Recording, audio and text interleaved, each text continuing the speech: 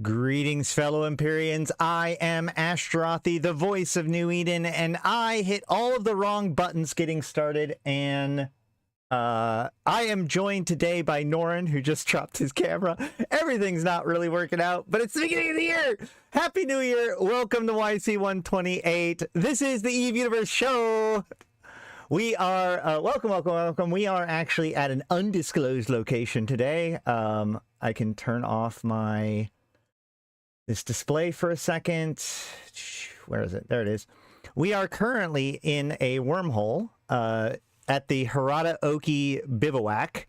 This is a special site that appears in wormholes kind of randomly right now, starting with somewhere after Havoc, maybe Revenant.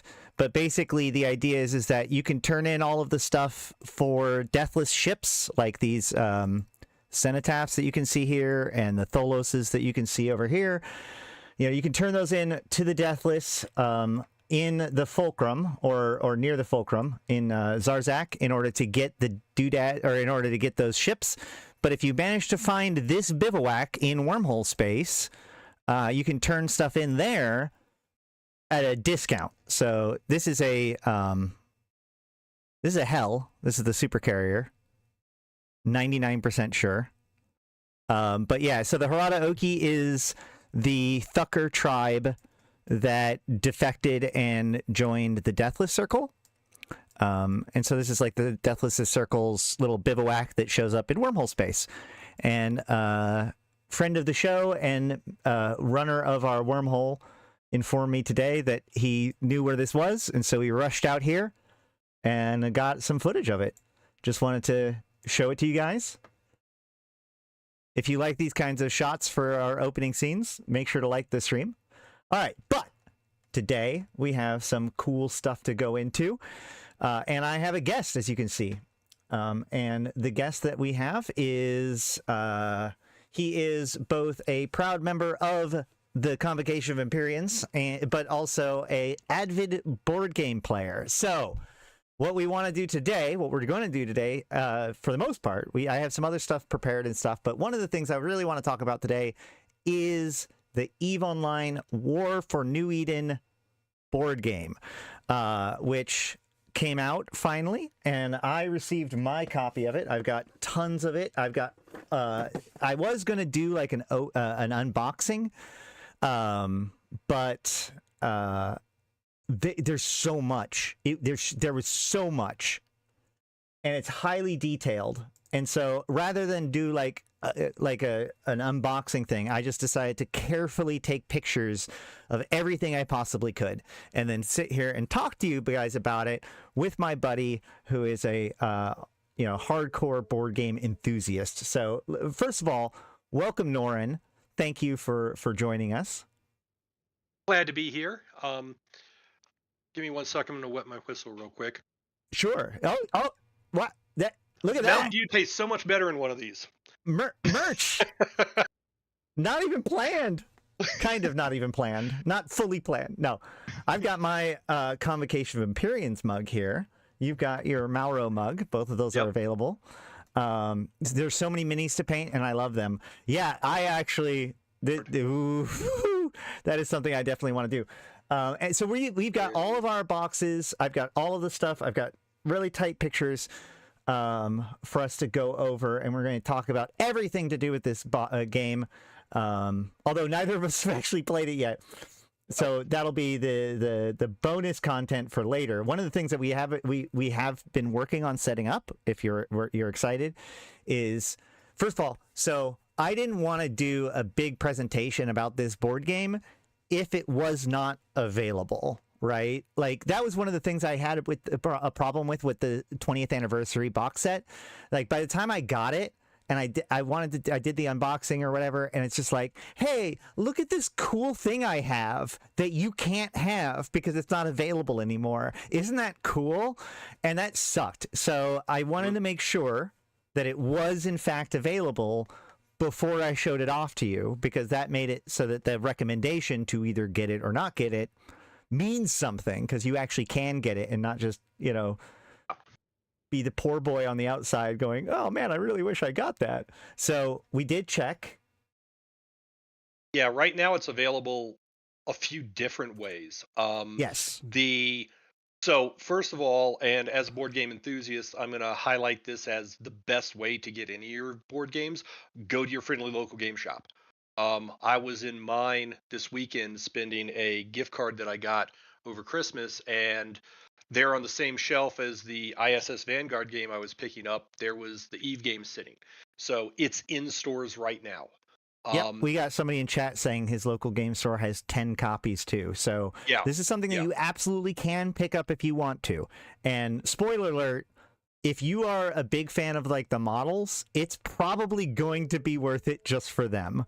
But we're going to look at that. Yeah, and when we get to the bling section of talking about expansions, there's actually some upgraded models too. The second way you can get it is, as you're showing there, the pledge manager is still open for late pledges. So you can still go to Titan Forge Games, they're the company that produced it, and off of their website, grab a copy. I actually am at the evewarforneweden.com, which I just posted in Discord, and I'm going to actually add it to the comments of the video, I think. And that's going to be really good, because while from what I'm seeing so far in shops, it looks like the core game is fairly well stocked. Some of the expansions are less thoroughly stocked, so that might be a good way for folks to pick up expansions. Right. And so we're going to talk about all these different pieces, and that is true. You can see here that there's actually, so there's the main board game, and then there's the Havoc expansion, the Titan expansion, the Succession expansion, and then the rest of these are kind of just cosmetics, right? Well, the Azrael is also content expansion. That's true. The Azrael is kind of like a combination of the Havoc expansion and the Titan expansion, basically. Yes, it lets the Deathless play with Titans too, which I'm sure that's a good thing. Right. And so we're and I got everything besides Succession. You got all of them, including Succession. Well, I got the exact same package you did. Okay. Right. Originally, and then realized, oh, wait a minute, Succession isn't here, so I ran off and grabbed Succession separately through the late pledge manager. Right. So I have. Before we even begin, I just want to point out like just the scale of this game. Actually, let me pull up. Oh, no. Before we actually jump into the game, let's actually talk a little bit about you. Oh. Okay. Since you walked away. No, I was going to grab the box top to show. Here's half the box. So Norin, I've got it right here. Norin wanted to make sure that everybody understood that he is a for realsy board game enthusiast, and therefore he provided and a for realsy Eve player. And a for realsy Eve player. But I've got pictures of his board game area. So here we go. This is picture number 1. This is like in your house, right? Like this isn't. Yes. That's more board games than some board game shops. Just throwing that out there. Yes, my family recently moved into a larger house that gave me room to have a dedicated board game area. We also ended up with an extra bedroom, which became board game overflow storage. When I die, a game cafe is going to have a very good day. Yeah. You also got some cool statues back there. Yeah, those are game pieces. Those are the cool statues back there. That is a Phoenix from Kingdom Death Monster, and a couple of scenery pieces from the skirmish game Marvel Crisis Protocol. Wild. Okay, so you are, as they say, a board gamer, and this is a board game. Yes. So like the scale of this thing. What? Sorry. Pan back over, you briefly showed the bottom of the shelves on the right-hand side. There's something I want to call out. Okay. That Star Trek Ascendancy there is going to be relevant to the conversation. All right. Yeah, because that's basically the closest thing you said as far as like board game goes. It's a game in the same general category that I would put War for New Eden. Okay, great. And we have this video here, which I should have put all these things in the description, but I will later, maybe? Hold on. Can I?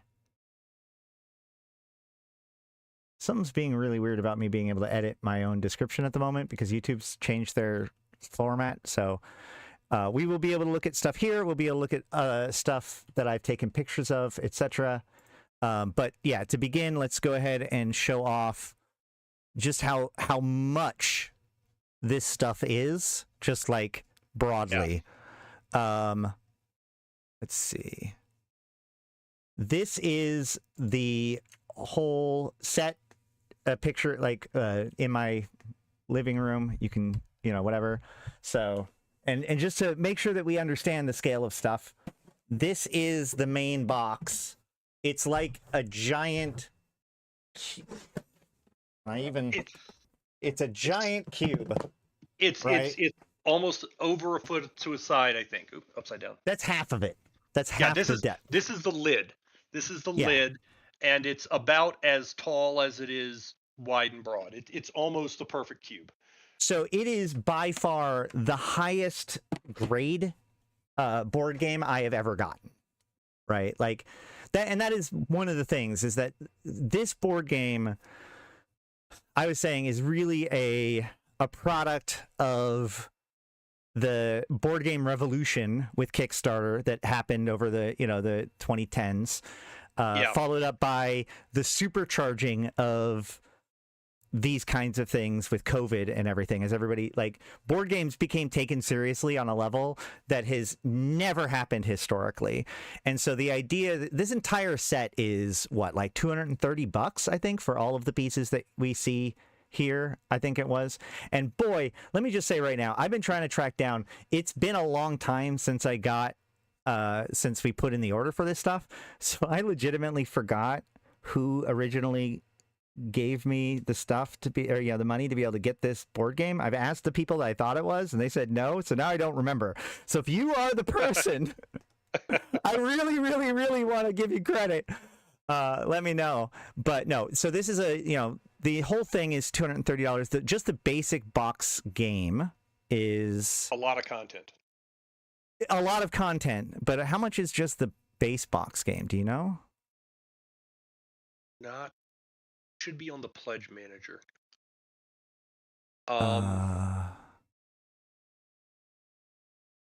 Looks like $129. Yeah. For just the base game, and it does come with skins, which we can look at the skins in a little bit. 170 at the local store. So so that's 170 for the base game, and then all of the packs except for the Succession is right now 220 pounds. I'm not 100% sure how that translates into dollars.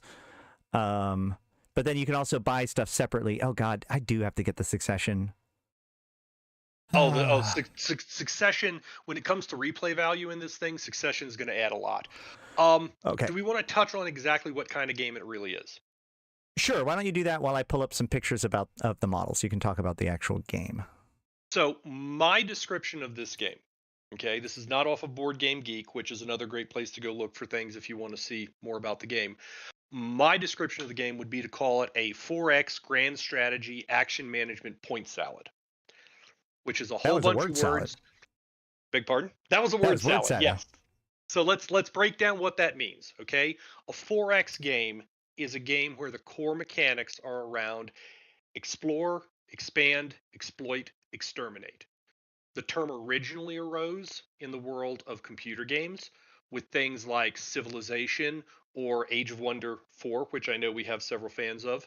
In the world of board games, the comparable games would be either Twilight Imperium by Fantasy Flight Games, which is considered kind of the classic 4X game, or, as I'd mentioned before when you were showing things, Star Trek Ascendancy, which is a 4X game using the Star Trek IP. In all these games, you start with a small empire, you explore an unknown board, and you then begin exploiting and exploiting the resources you find there, expanding your empire, and once you come into contact with your opponents, you do your best to exterminate them. Grand Right. So strategy, the grand strategy part of what I said speaks to the scale. You are not running a colony or a single ship. You are running one of the four grand empires of Eve. Again, comparable to Ascendancy, Star Trek Ascendancy, where you play as the entire Federation or the entire Klingon Empire. right, right. Action management speaks to the core mechanic of the game during turns. You have a finite number of actions that you need to use intelligently to accomplish your 4x goals. And then I say point salad because at the end of the day, it's a game where the most points win, and there are lots of ways to get those points. You can beat folks in combat, you can occupy enemy systems, you can build structures in your own systems. There's lots of different things you can do to get the points, so there's not one strategy for how you're going to win. Are different empires better or more like accustomed to different strategies? Or are they all pretty much on the same footing? I can't totally answer that question having not played yet. I'll tell you my impression from looking at things. In the base box, the core capabilities of all the empires are very similar. They all have the same income and such as that. They do some of the things that you have in the game are each empire has its own deck of strategies, and Mm-hmm. each empire has its own deck of developments that you're using. You're using the strategies and fights, and the developments are basically your tech tree. And There its own is ships, though, right? Like and its own the ships, yes, and its yeah, own ships. and Yep, they have their own unique stats. So it may in yep. fact be that some are different than others. And like for example, just thumbing through the decks, part of my Eve story is that I am Galente to the core, Yeah, even though I want to burn the current Galente government. Um, the we covered the that a couple days ago, by the way. If you guys are yeah, interested. that's why I only made it as a passing comment.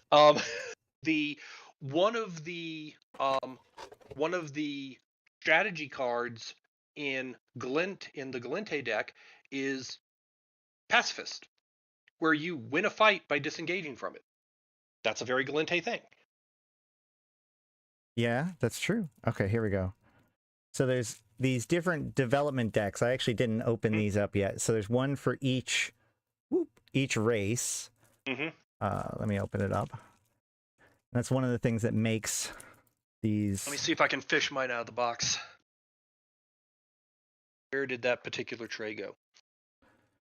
So, and we can see here, like I've pulled up some pictures already. Like these models are exceptionally well done for what they are. There were a couple of misprints in my copy, which is, I mean, almost to be expected. You can see here that, hold on. You can see with this one, like on the right, we have a proper Cerberus. And then on the left, I have a Cerberus that got a little bit extra. As Malak put it last night, I have a Cerberus and a Cerb. It got a little cut off. All right, hold on. So we've got, and this is a minute. I had a similar thing that I've figured out is a bit of a misprint or mismold on my Deathless Titan. That will come to when we talk on the expansions a bit.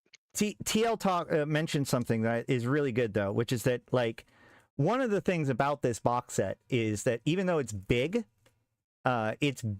because it comes with so much organization.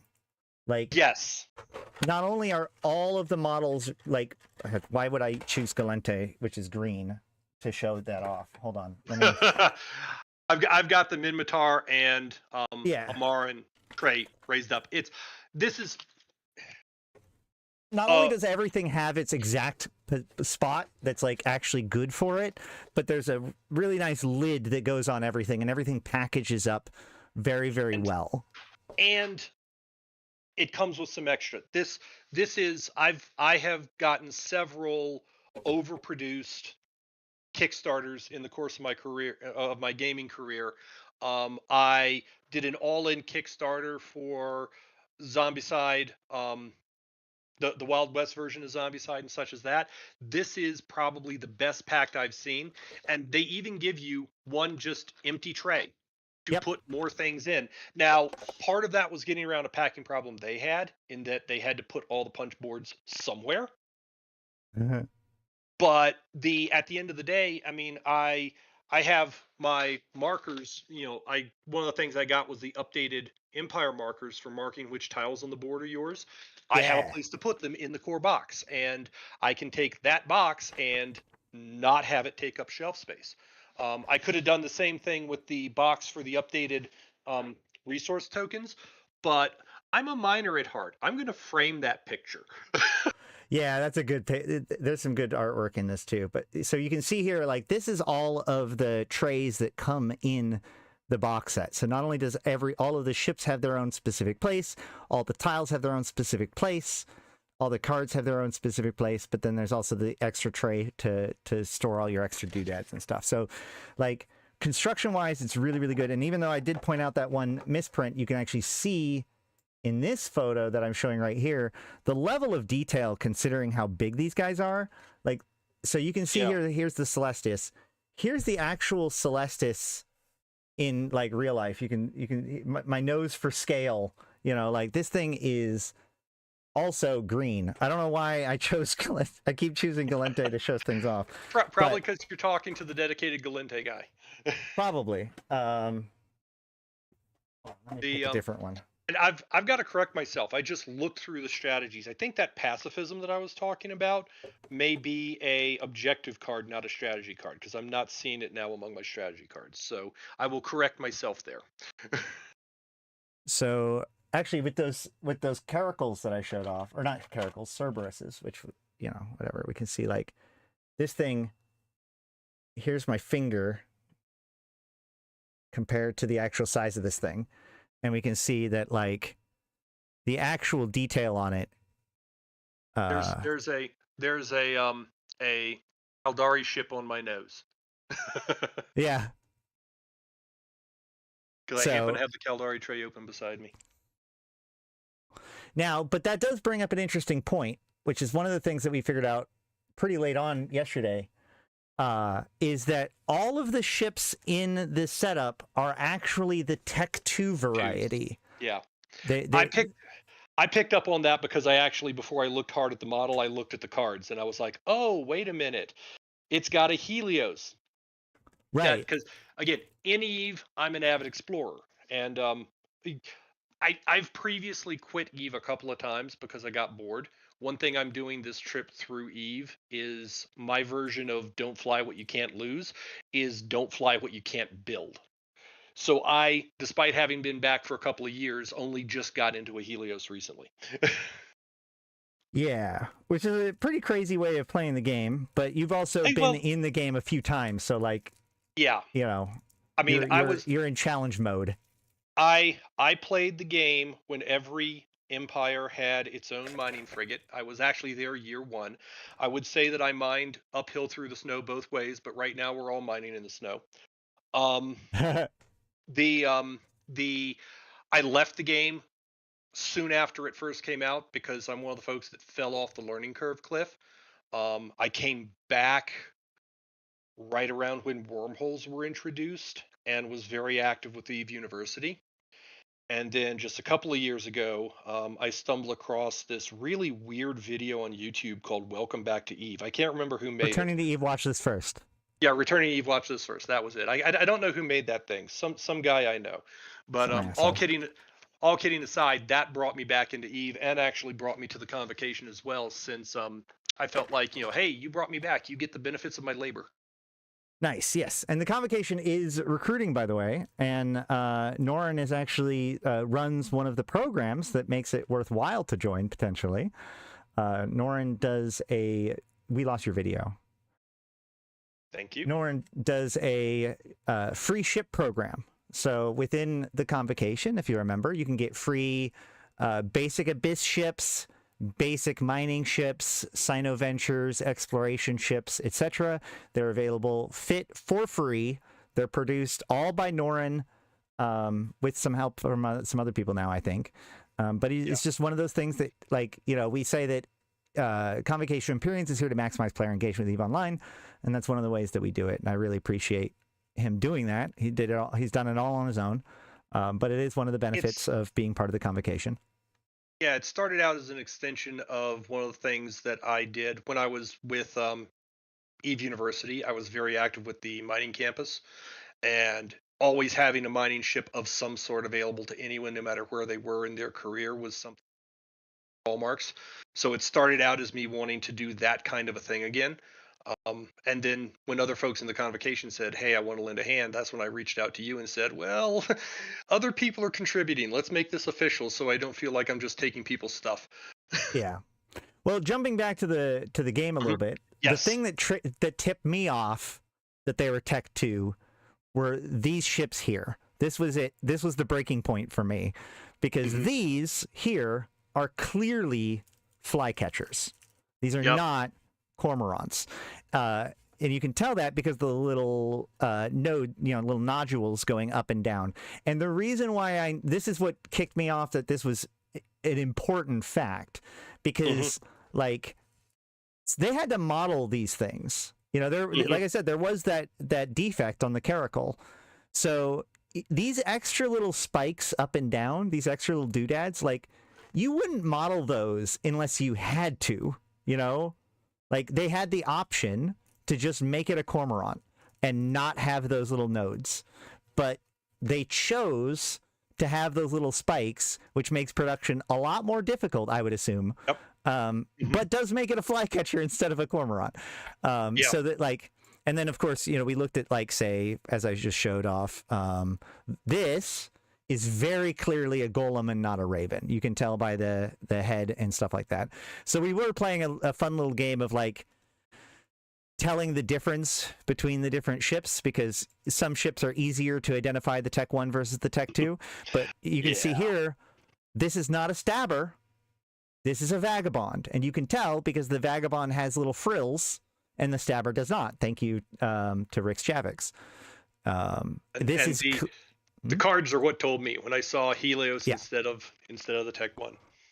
Yeah, the cards definitely confirm it, but the point is that you can actually look at all of these models. Like this is very clearly a the Marauder, Vargar, and not and that's the thing, is that at one point I was trying to you would think that the base models would be a T1 so they could do T2 expansions. I really, one of the things I'm curious about is to see, like, what came first, the chicken or the egg, because the skins that they give out for this are also all the Tech 2. Right? I'm pretty sure I know the answer on that one, because as I recall, when I backed the game, exactly which skins you were going to get was still an unknown. Well, they put these in really early, though. I don't know. It's just interesting. I don't know why they went with wait a minute, hold on, hold on, I just noticed something. Yeah, there are skins for the War for New Eden that I did not get. Oh, I missed that too. See, now I'm one of those folks that doesn't get that excited over skins. If the skin makes the rock melt faster, then I care. Well, so one of the things I know, okay, whenever I see, like, a smattering of ships, I always try to figure out, like, what's the pattern, right? And the thing that I ran into as a problem is that the caracal is hold on, actually, let me not be dumb. Pull up the ship tree. The caracal is the attack cruiser, where the Vexor is the combat cruiser. So I was like, well, because, like, it's all of the exploration frigates and all of, the basic destroyer and all of, combat battle cruisers, because it's all kind of the earlier stuff. But, like, what's the pattern here? The difference, like, all I can say is, like, okay, well, it's the Caracal's the most iconic, the Vexor's the most iconic. Technically, you would think it would be a Thorax. But if you understand them as being Tech 2, then they suddenly make a lot more sense, right? It's not the Imicus, it's the Helios. It's not the, and so it's not a Tristan, because the Tristan doesn't have a Tech 2 directly. It turns into the Stealth Bomber, which looks different. But the Atron becomes the Ares, which is what it actually is in the game. So the pattern is it's the Tech 2 stuff, is in the Tech 2, not in the Tech 1. And so if you try to understand it from a Tech 1 perspective, it doesn't quite work. And I think the main reason why they probably excluded the Tech 1 stuff, I mean, that would have been an interesting expansion path, either in the content of the game, in terms of you could have developed something and all of your Tech 1 ships turn into Tech 2, or in terms of published expansions. For so many of these ships, the differences are so minor, modeling them, I mean, Helios versus Imicus being a great example, modeling them would have been a challenge. So they just went with Tech 2 across the board. And a little bit of a spoiler, but in the Havoc expansion, they give you Angel and Garistus ships. But that does mean that you do have a Nighthawk and an Alligator, where the only visible difference is one is blue and the other is the Deathless Tan. But I actually really appreciate the Deathless ships because, like, that means that... So there's no Corax in the base Caldari setup. And there's no... and there's no Merlin Hawk, setup. But there is a Worm, and there is a... whatever the Mamba? Yeah, Mamba, which look the same. So you do get extra models of the other stuff. So no Tormentor. That's true. There is no Tormentor. But what's weird is that what I'm looking at here is that, I got the Ishtar and the Kronos, but there is one. I noticed that there is no Myrmidon, right? Because there's only one battlecruiser of each. So you get a Brutix, or rather an Astarte.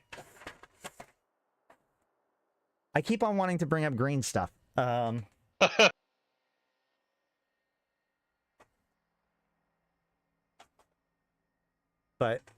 I mean, green is the best color in the game. I mean, it is, but it's the worst color for my green screen. So you do get an Astarte, but you don't get an Eos. And I was like, oh, that kind of sucks. But there is an Eos skin for the War for New Eden, but I didn't get it. It didn't come with the pack. That's weird. Yeah. That makes me wonder. I wonder if it was random what you got. No. I would launch my copy to see exactly which skins I got, but I'm worried it'd crash Discord. No, that's fair. I just find it odd that, like, that's also the one that isn't in the game. Isn't in the board game. True enough. Same with the Naga and the NATO.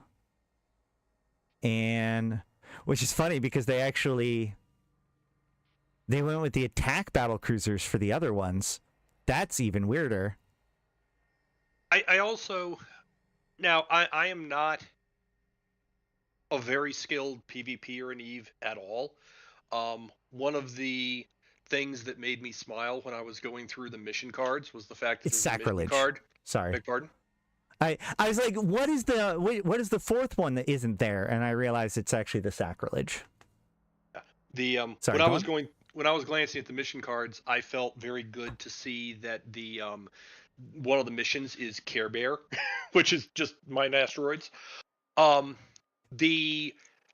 don't necessarily think that the cards, the stats on the cards strike me as having been clearly influenced by EVE, but written to be a balanced board game, which is something else. Again, neither of us have a chance to play it yet, so we can't really swear to this, but that is something that I think is very important anytime someone's dealing with an IP that also has a game element to it.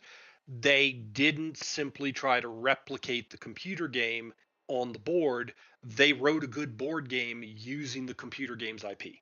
You mean they didn't give the Dragoon rapid light missiles? Oh god, I don't remember exact examples, but EVE Galaxy Conquest ships are creative with how they represent the EVE Online ships, by the way. But speaking of which, I have actually jumped back into EVE Galaxy Conquest, and so we'll probably be talking about it more soon, but that's not what we're talking about today.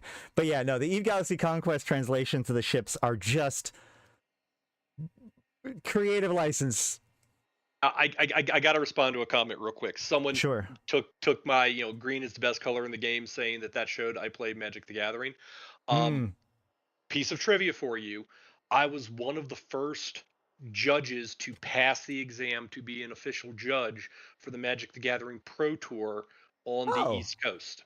I was a CTI judge for a while too. I originally became an official judge so that I could host tournaments for the kids in my apartment complex. I have not touched Magic the Gathering for years. The closest I come to it nowadays is that I play a whole lot of a living card game, which is kind of like a second cousin to collectible card games, called Arkham Horror the Card Game. So I'm looking at the different, I've got the 4 Blops battleships right now. And I'm glancing at them. Whoopsie. Yeah, and I can, first of all, I can say that all of them have the exact same stats. And they have the same top ability. They have the same move action ability thing. But then the leader ability is what changes. So like the Amar one says leader's abilities of all enemy supporting ships in its orbit have no effect. The Widow says at the end of combat, before the winner is determined, destroy one opposing small ship from any orbit. The Sin says at the end of each combat round, it removes up to 2 damaging tokens from any one ship. And the Panther is if the ship is destroyed, at no extra cost, you may add up to 2 small ships to an orbit of your choice. So they are strategically different, and they are thematically pretty close to what the ships do. The Sin being more remote rep. What? So two things though in calling out on that. Number one, yes, they're thematically different, and you can feel the flavor of the empires in that, but they're not. They're still balanced. Yeah, they have the same stats, the same base stats. They have the same base stats. It's only one difference. Yeah, and there's nothing there that says, oh my gosh, this makes this one infinitely better than the others. Correct. The other thing is that you don't necessarily get all of that when you first build the ships. So first of all, these are large hulls. So you have to have researched large ship construction to build them at all, which means you have to have researched medium ship construction. That's a prerequisite for large. And those special abilities have other tech dependencies as well. So when you go onto the field with one of these, you may not have unlocked that leader ability yet. Yeah, and I'm picking these out just to like compare and contrast at the top end of things. So if I'm looking at the Marauders, I see once again they all have the same. Wait, nope, they do not have the same stats. The sup stat, which I assume is support, is 2 on the Vargur and the Kronos, a 1 on the Paladin, and a 3 on the Golem. With all the other stats being the same, actually. So the Golem just has a higher stat, the Paladin has a lower stat, and the other 2 are the in between. And then their top ability is the same. Their second ability is different. And their third ability is the same. So the only difference is the second ability, which is, or the only ability difference. With the Kronos, after it is destroyed, do not remove it from its orbit until the end of the combat round.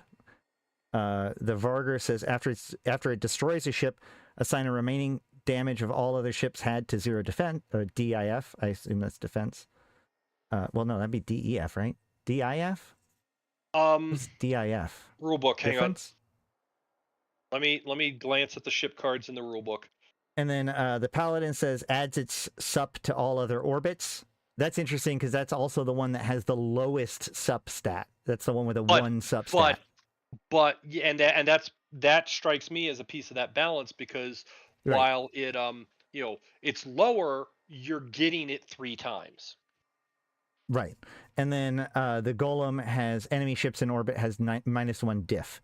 So yeah, they are different in very mild ways, but I assume that across the board, it's going to make the 4 different empires at least play to different strengths, probably, which I think would be really cool. And I So think part of that's going to come across. And again, this is us partly speaking from speculation because neither of us have managed to get the game to the table yet.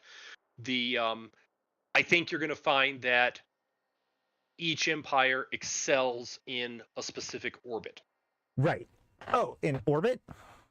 Okay. Because at the start of the fight, you you pick which orbits things are in, and I'm expecting that I'm expecting that there's going to be a degree of you want the smaller ships in the tighter orbits, like in the game. Right. And there's going to be some things like, I wouldn't be surprised if we see Caldari performing better in the orbits further back because they're the missile boats. Right. But which stat was it you were asking what the acronym stood for? Diff? D-I-F? Difficulty. How hard it is to lock the ship. That's okay. And that gets into some of the ECM stuff. Because I know there's ECM text in the tech deck. The battle section doesn't actually show any visuals, it doesn't look like, so we're not gonna... Yeah, that's the fighting section. To me, it's the murkiest because number one, in Eve itself, like I said, I'm a Care Bear. If I'm in a fight, my strategy is typically how can I run away the best. In this game, all the tutorial videos, what you're showing, the one from Good Time Society that Becca Scott did, that's the best explanation of the game that I've seen. And asterisk on it, it was prepared before the Kickstarter completed, so there could be differences. But even they don't go deep into the combat. It's at a high level, the combat is that when you go in, the ships that are involved are assigned to orbits. You then go orbit by orbit, resolving the combat by each side, rolling dice for what's there and comparing the results. And you figure out who did the most damage at the end. Okay. All right. So that is actually a big question. So like we have been talking about doing this Yes. with Tabletop Simulator. So one of the things I am interested in, I need to hear from people. I need to hear interest from people. We would actually like to do a live play of the board game using Tabletop Simulator. So what we're going to need from that is, one, I'm going to need to hear from you guys that you guys are actually interested in us doing that, for us to go through all of the effort to make it work, which Norin's already put in quite a bit of effort to make it work. And we also need 2 to 3 more players. Let's talk a little bit about what it actually takes to play this game and why we haven't played it yet. Or why you haven't played it yet. So part of it is player count, okay? And then let's also separately address Tabletop Simulator from that. This is a game that the authors have stated is balanced for 4 players. They intend for the game to be played with 4 players, or optionally 5 if you add in Havoc, okay? Right. That's what it's tuned for. They have alternate board setups in the manual for doing 2 or 3 players. You also can do 2 or 3 players by working off of the classic alliances. Like you could do a 2-player game by having 2 different people play two-handed with Amar and Caldari against Minmatar and Galente. Or if you have 3 players, you could have one guy be two-handed while the other 2 folks are each running one empire cooperatively, not opposing each other. It's also worth noting that this game manual is a fucking book. Oh yeah, this is and that's actually, it's 35 pages. When it comes to this can feel like it's not that much. Okay, one of the games that I got with a gift card as a Christmas gift is something called ISS Vanguard. Its manual is just as long, and then it has a log book, and then it has a planet book, and then it has a stellar map book. So did you, when I was a kid, did you ever read or watch Rugrats? A little bit. There's this old episode of Rugrats where they're playing this board game, and it's making fun of convoluted board games with lots and lots of rules. This feels dangerously close to one of those games. Just with the amount of setup, the amount of rules and everything. This is not for your casual, hey, let's play games with a family. And that's part of the barrier to entry. My wife is also a board gamer. She'd have lost her mind otherwise. She will not play this with me. She will not touch Twilight Imperium. She will not touch Star Trek Ascendancy. Those are games that just she very often, when I suggest we play them, jokes, says, if you want to have a game with spreadsheets, go play Eve. And it's a 2 to 3 hour game. Yes, that's the other thing. Now, Twilight Imperium is worse. Let's recognize that when I say this is comparable to Twilight Imperium. Twilight Imperium, that is a game that is notorious for consuming an entire weekend. The lengthwise, Star Trek Ascendancy is much closer, but it is a significant time commitment. And table commitment.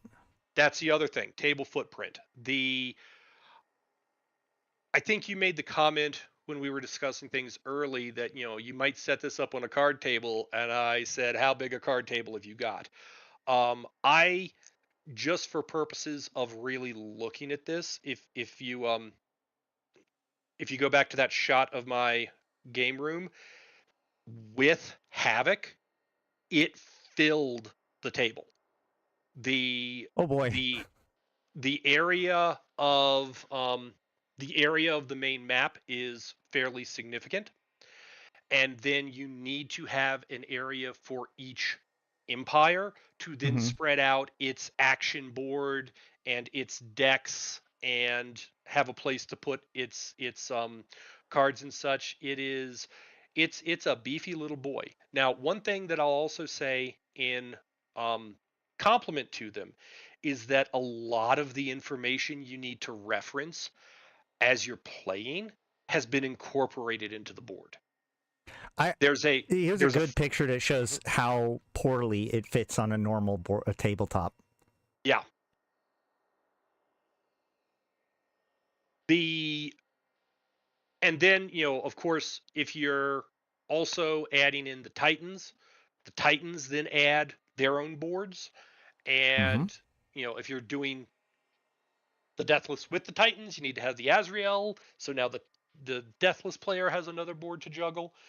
Also here you can see that they did release like a larger model upgrade version, which neither of us got. But you can see here, like down here is a Cerberus that I got, and up here is the Cerberus that you get if you buy the large models. I don't know if you can still get those or whatever, but like that is the difference. And I did not get the large models because I wanted to see exactly what a normal person gets.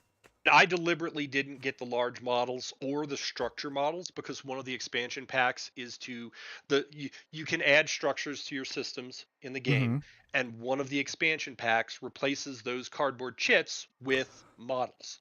Right. There's actually 3 graphical upgrade pieces. Sorry, go on. Yes. I deliberately didn't get that set of stuff or the bigger models because I looked at this thing and said, my table's going to be groaning as it is. let's not pour gas on that fire. One thing that you do get from the Kickstarter is they gave us this pink Keep Star. There's got to be a reason why they chose pink. I wish I knew what that was. If I remember correctly, it's because as soon as they started skinning the keep, like allowing ship skinner, like that was like the most popular. Oh, pink. Okay. Thing to do is skin your Keep Star in particular. Yep. Pink. Okay. When my Keep Star being pink, not that I'd ever own one, makes it harder to shoot, I'll care. Man, people would get so mad if skins actually had a combat impact. Yeah, I know. From a game balance perspective, but like some of the other things in the base game, the resources are represented with cards. You can replace that. Like, for example, here is the Morphite card. So this is a unit of Morphite that you have mined in the game. or you can use the upgraded resources that give you a tiny model for more fight. Now, Right. this I actually liked because when it comes to going back to table management, the little graphic things are, these little guys are smaller than the cards. So that makes life a little bit easier on that front. I also, that's the one that was packaged in the box that I love the art for. So I was going to buy that to get the art no matter what. So yeah, I have hold on, let me pull up some pictures of this stuff. So there are the territorial claim units, which look like this. The box looks like this, and the actual individual pieces, I still have them in the bag in my hand just so you can see the proportion of them. Yep. And then these are fine, but the resource ones I think are actually kind of the winner. Yeah, they're the best of the cosmetic stuff. Okay, now you can look at the cosmetic stuff through two different lenses. Is it cool in just a cool factor sense, and is it something that actively contributes to the gameplay? I always look at things through the lens of, is it actively contributing to gameplay? Another example from another game I've been playing a fair deal recently is a game called Vantage, where you're exploring a planet that you've crashed on. It has multiple upgrades. One is metal coins that are identical to the cardboard coins and don't add anything except weight. One is wooden skill tokens that are identical to the cardboard tokens and don't add any gameplay mechanics. And then there is one that is a player board that replaces you having to build a loose tableau of cards. It has recesses to put the cards for your equipment and such in. That's useful. That actually helps the gameplay better. I own one of those expansions. No money for guessing what one. Yeah. No, I actually really like the resource upgrades just because I feel like having a whole bunch of tokens all over the place can feel really busy. And so having the different resources visible will make it easier to kind of visually identify what's going on. By the way, speaking of all of these doodads, I do want to point out, so like you were looking into this, there is, as we said, you can play it on Tabletop Simulator. Yes. But what they've done is they've just imported all of the assets, not any of the actual mechanics. So you'd still have to like run everything very manually, which is why I said we're having to put in a lot of work to make it happen. And please don't do anything about it, CCP. Yeah, well, or Titan Forge Games, the folks that make the game, because it's available through the Steam Workshop. Okay, so what do you need to do to play this on Tabletop Simulator? Number one, you need to own Tabletop Simulator. That's available on Steam. You then need to pull War for New Eden off of the workshop. Don't just search on Eve; it will return too many results. Search on War for New Eden. When you get in there, it is everything expansion-wise except for the cosmetic expansions and Succession. Okay, Succession is not in there from what I saw. Why is Succession such a weird oddity compared to the rest of them? Do you know? I don't know off the top of my head, because it's great. We'll talk about Succession in a second. Yeah. The one bit of scripting that they did was they attempted to establish a hexagonal grid with grid snap. Okay? Okay. For the tiles, it works great. For the frame, it's a bloody nightmare. It doesn't snap correctly. So I had to go in and turn off the grid snap on all the pieces of the frame and try to manually fiddle them in place. It should also be noted that Tabletop Simulator, it's very good. It's incredibly flexible. Its UI takes a lot of getting used to. Right. So that is an option for you guys. But like I said, there's so many really, really high quality models in this. If you've ever wanted to just have your little collection of EVE Online models, then this is great. And the number one, I'm transitioning, is like, I'm telling you, even if you don't want to get the fucking game, if you don't care about the game at all. Exactly what I was going to say. Let's consider the Titan expansion for a second. Oh, let's also consider the big ship boxes. The big ship boxes are terrible from a gameplay perspective. But if you want a whole bunch of ships in your favorite empire, and especially if you're a modeler and you like painting and you want to skin them in the real world, get the big ships. The fact that they're big won't hinder your gameplay, but will absolutely make them look cool. And let me get my Titan box But on the topic of big ships, though, out. the Titan ones are fucking impressive. So we looked at the little ones, like the little guys, like the battleships are maybe this big. Here is the smallest of the Titans, which would be the Avatar. Oh my god, why is yellow? Hold on. We'll just look at green screen for a second. Hold on. Fuck it. Webcam. Properties. No. As everyone watches me fuddling around, I don't have a green screen, so I don't mind showing the green shit. You're not on. Oh, yeah, that's true. I'm just going to turn off my chroma key. Yep. So here is the Avatar, and that is the Erebus. And here is the second to largest Titan, the Leviathan. Whoop. Here they are, like, against each other. Hold on. There we go. And that is the Ragnarok is the largest one. And just like in Eve, Galente and Minmatar have the coolest stuff. Just saying. Now, and something that's very interesting with these guys mechanically. Okay, so let's talk about how these guys work gameplay wise. Okay, first of all, you'll notice the unusual base that they have. This ship spans 2 hexes. So when you're playing in the game and you move your Titan, it is influencing what's happening in 2 different hexes. Okay? Right. To get the Titan in the first place, you have to research the right text in game, and those texts comes with the Titan box, and you then have to build it in segments. This is, after you've completed your first construction job, this is all that you get.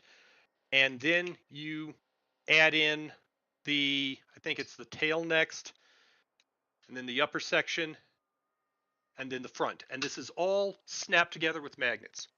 Now, when I originally got mine, this bothered me because it felt fiddly and frail. I was judging it based off of my Azrael, the Deathless Titan. That is the one place where I got a misprint on the models. One part of my Azrael is not formed correctly to where it doesn't come together correctly. So don't judge my experience on this. These things are really cool. And something synergy-wise, this is for almost everything in the game. You have to spend your resources as you get them. The Titan's the exception. You can accumulate the resources to build the components of the Titan over multiple turns. That's cool. And when you've got your board laid out and you're using the upgraded mineral markers, that's going to look awesome. Let me shrink that a little bit. So this is the Azrael Titan box. So this is separate. So basically you have to get both the Deathless expansion and the Titan expansion to be able to justify getting the Azrael Titan, which, just so you know, is significantly smaller than the rest of the Titans. Yep. Even more concerning that they're not queuing the Titan model. So Havoc, I'm going to show you a little bit. There is the Azrael Titan is by far kind of the most questionable of all of the way that they did the builds. It's not even so much that it's a misprint. Yeah, so just so we see it. Mine was a definite misprint. In my case, I definitely got a misprint. I mean, that's fair.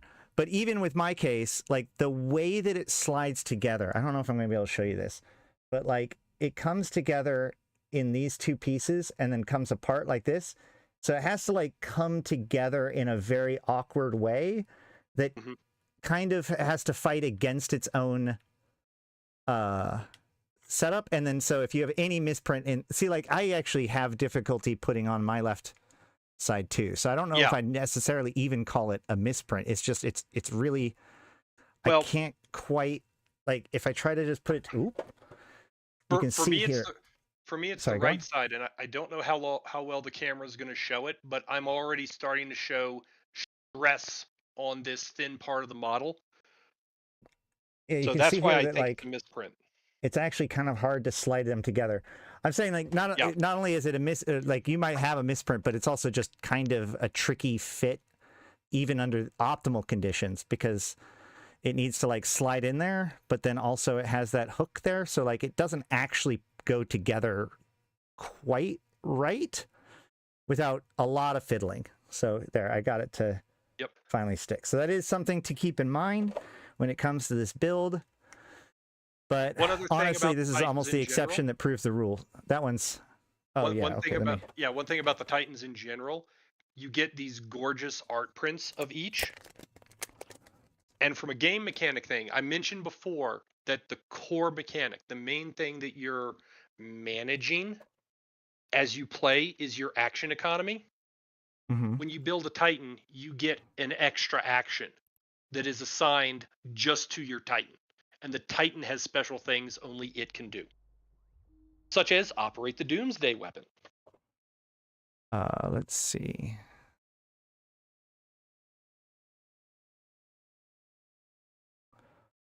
Yeah, I think the Titan content was very, very well done. I mean, other than the little, as we said, the little bit of fiddliness with the manufacturer on the Azrael. Now, it should also be noted, as long as we're talking about the Azrael, do you want to touch upside down? But go on. Yeah, we're going to get to the Havoc expansion. Yeah, we're going to get to the Havoc expansion next. I'm just pulling up the pictures of the Titans so that way people can see. Oh, let me actually put back on my green screen. You can tell I'm not the professional. I don't have a green blanket behind me. So yeah, no, the whole like you have to build the Titan in pieces thing is actually super cool. So here are the 4 Titans. And then here are like the Titans in pieces. Yep. And this also adds new text to your tech deck. And one thing to be clear, the technical the tech exploration aspect of this game is one of its most strategic elements. You don't randomly draw technologies out of the deck. You choose which cards you want to use, you want to be researching, and you lay them face down at the top of your board. So you know what text you're working on, but your opponents don't. That's cool. Okay, that's good.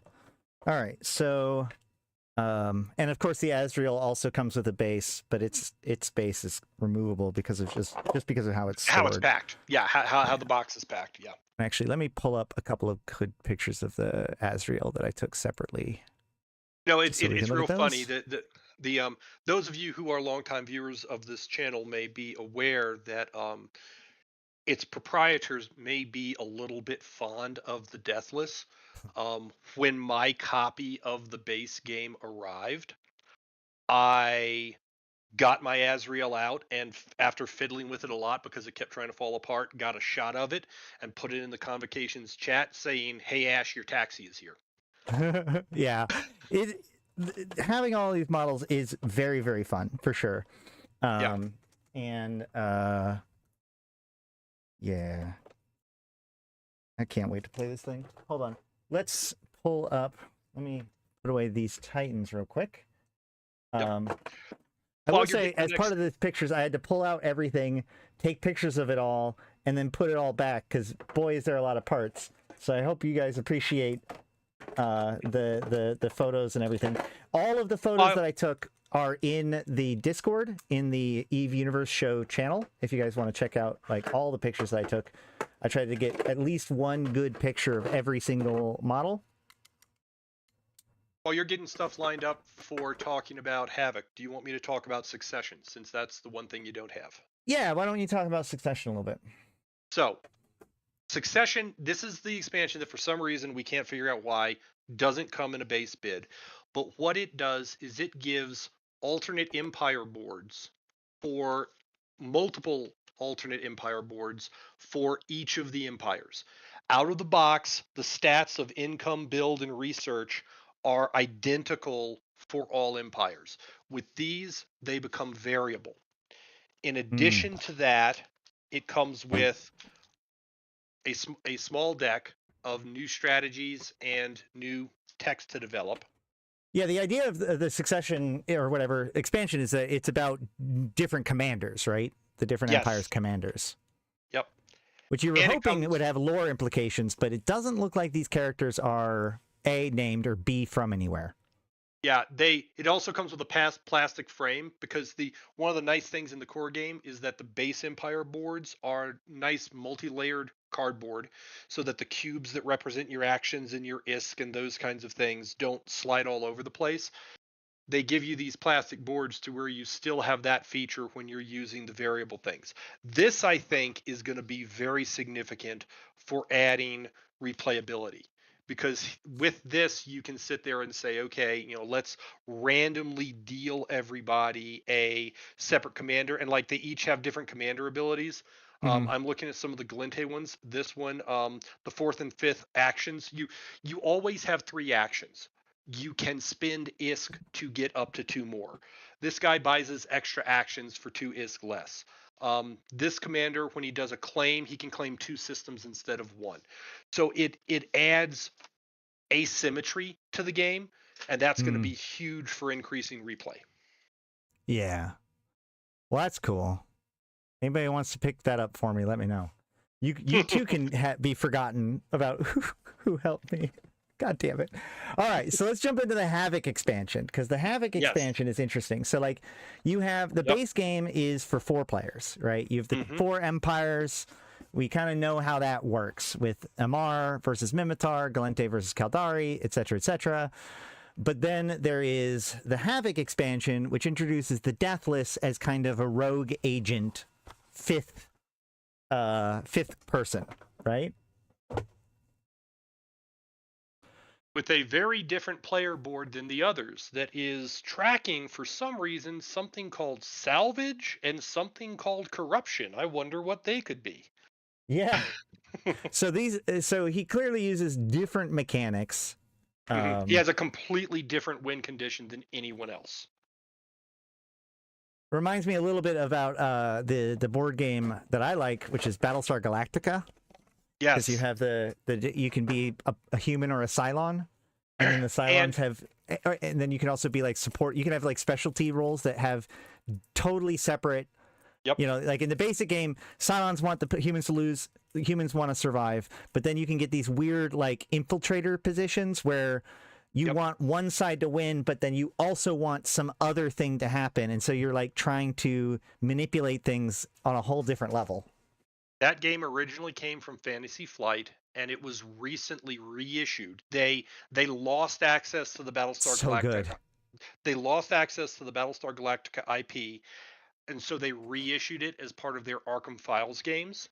It's now called Unfathomable, and instead of you being on the Galactica, you're on an ocean liner trying to get from London to Boston, but there's Innsmouth fishmen on board, and that's how they do the trader mechanic. You are in that one, you might be a hybrid, or you might be a cultist. If you're a cultist, you want the fishmen to win, but you want to be a certain distance from shore, because you can't breathe water. You're still going to need to swim.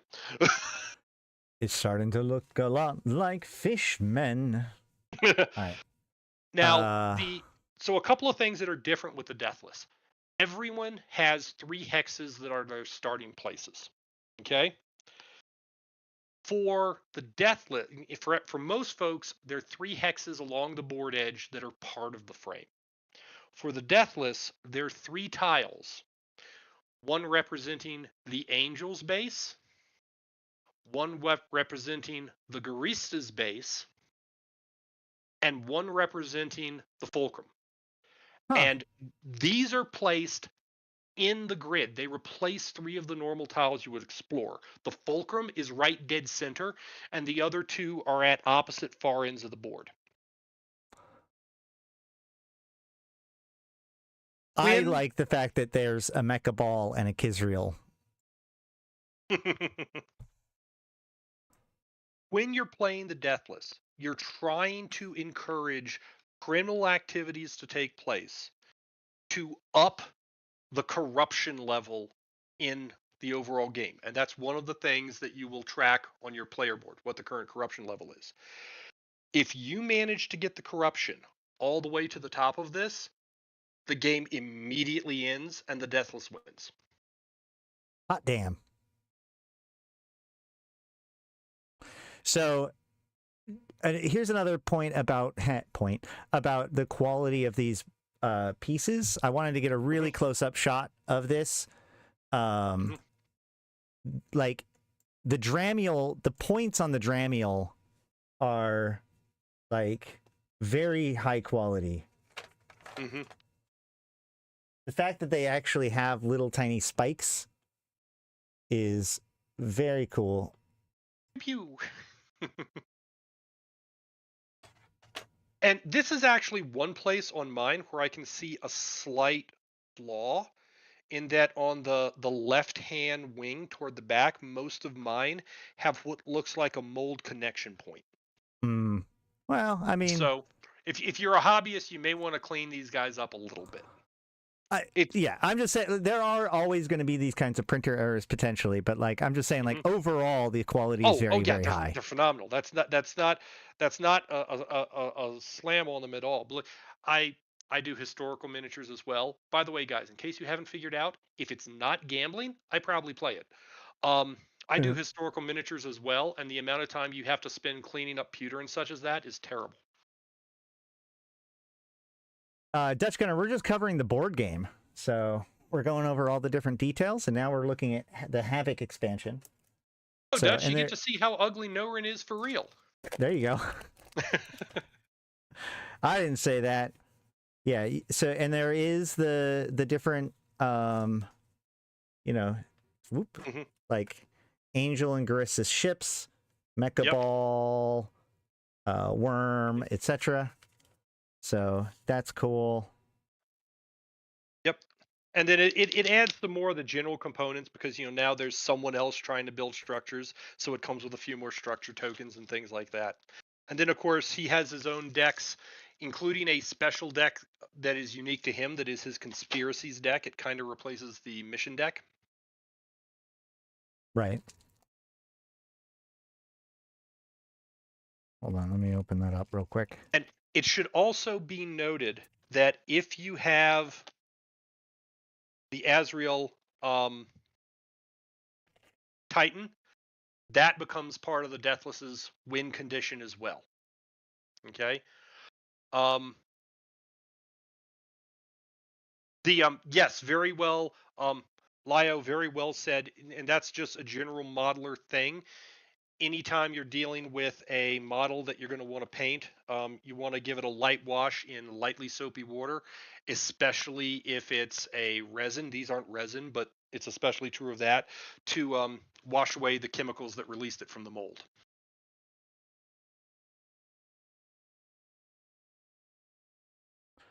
It'll stop paint from sticking. Yeah. That's true. Yeah, you always want to do a little bit of cleanup on your models before you before you paint them too much. Which remember, I mean, you can paint them however you want because they can be skinned, but these are Tech 2 ships. So consider the Tech 2 paint jobs. Yes. And unlike in Eve, I mentioned, I'm not a big fan of skins because, the rock doesn't melt faster if your ship is skinned. When you're talking physical models, any wargamer will tell you that the unpainted models die first. That's true. Resin is a material that I generally don't like working with when it comes to miniature models and painting. Yeah, it can be a challenge. Definitely plastic. Yeah, these are not resin models. The price would have been triple if it was.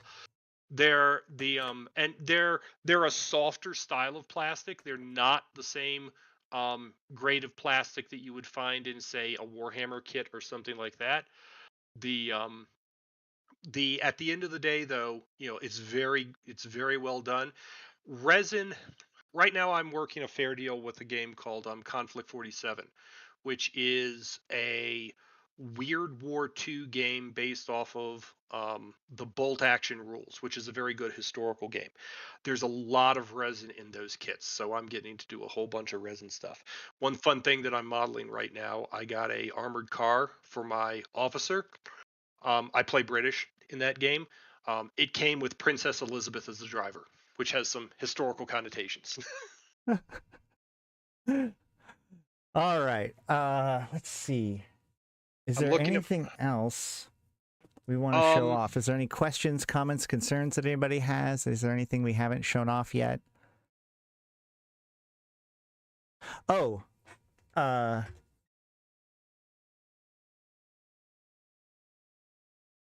do have a starter pack code that I'll probably do as a giveaway. Yeah. Probably not today, but soon. We'll figure out how to do that.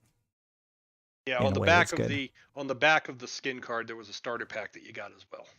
Yep, I turned in the skin pack, obviously, but not the starter pack yet. All right, well, let's see. Oh shoot, hold on. Oh, potential spam. Hold on a second. Me, by the way. I'm not trying to call you in the middle of a stream.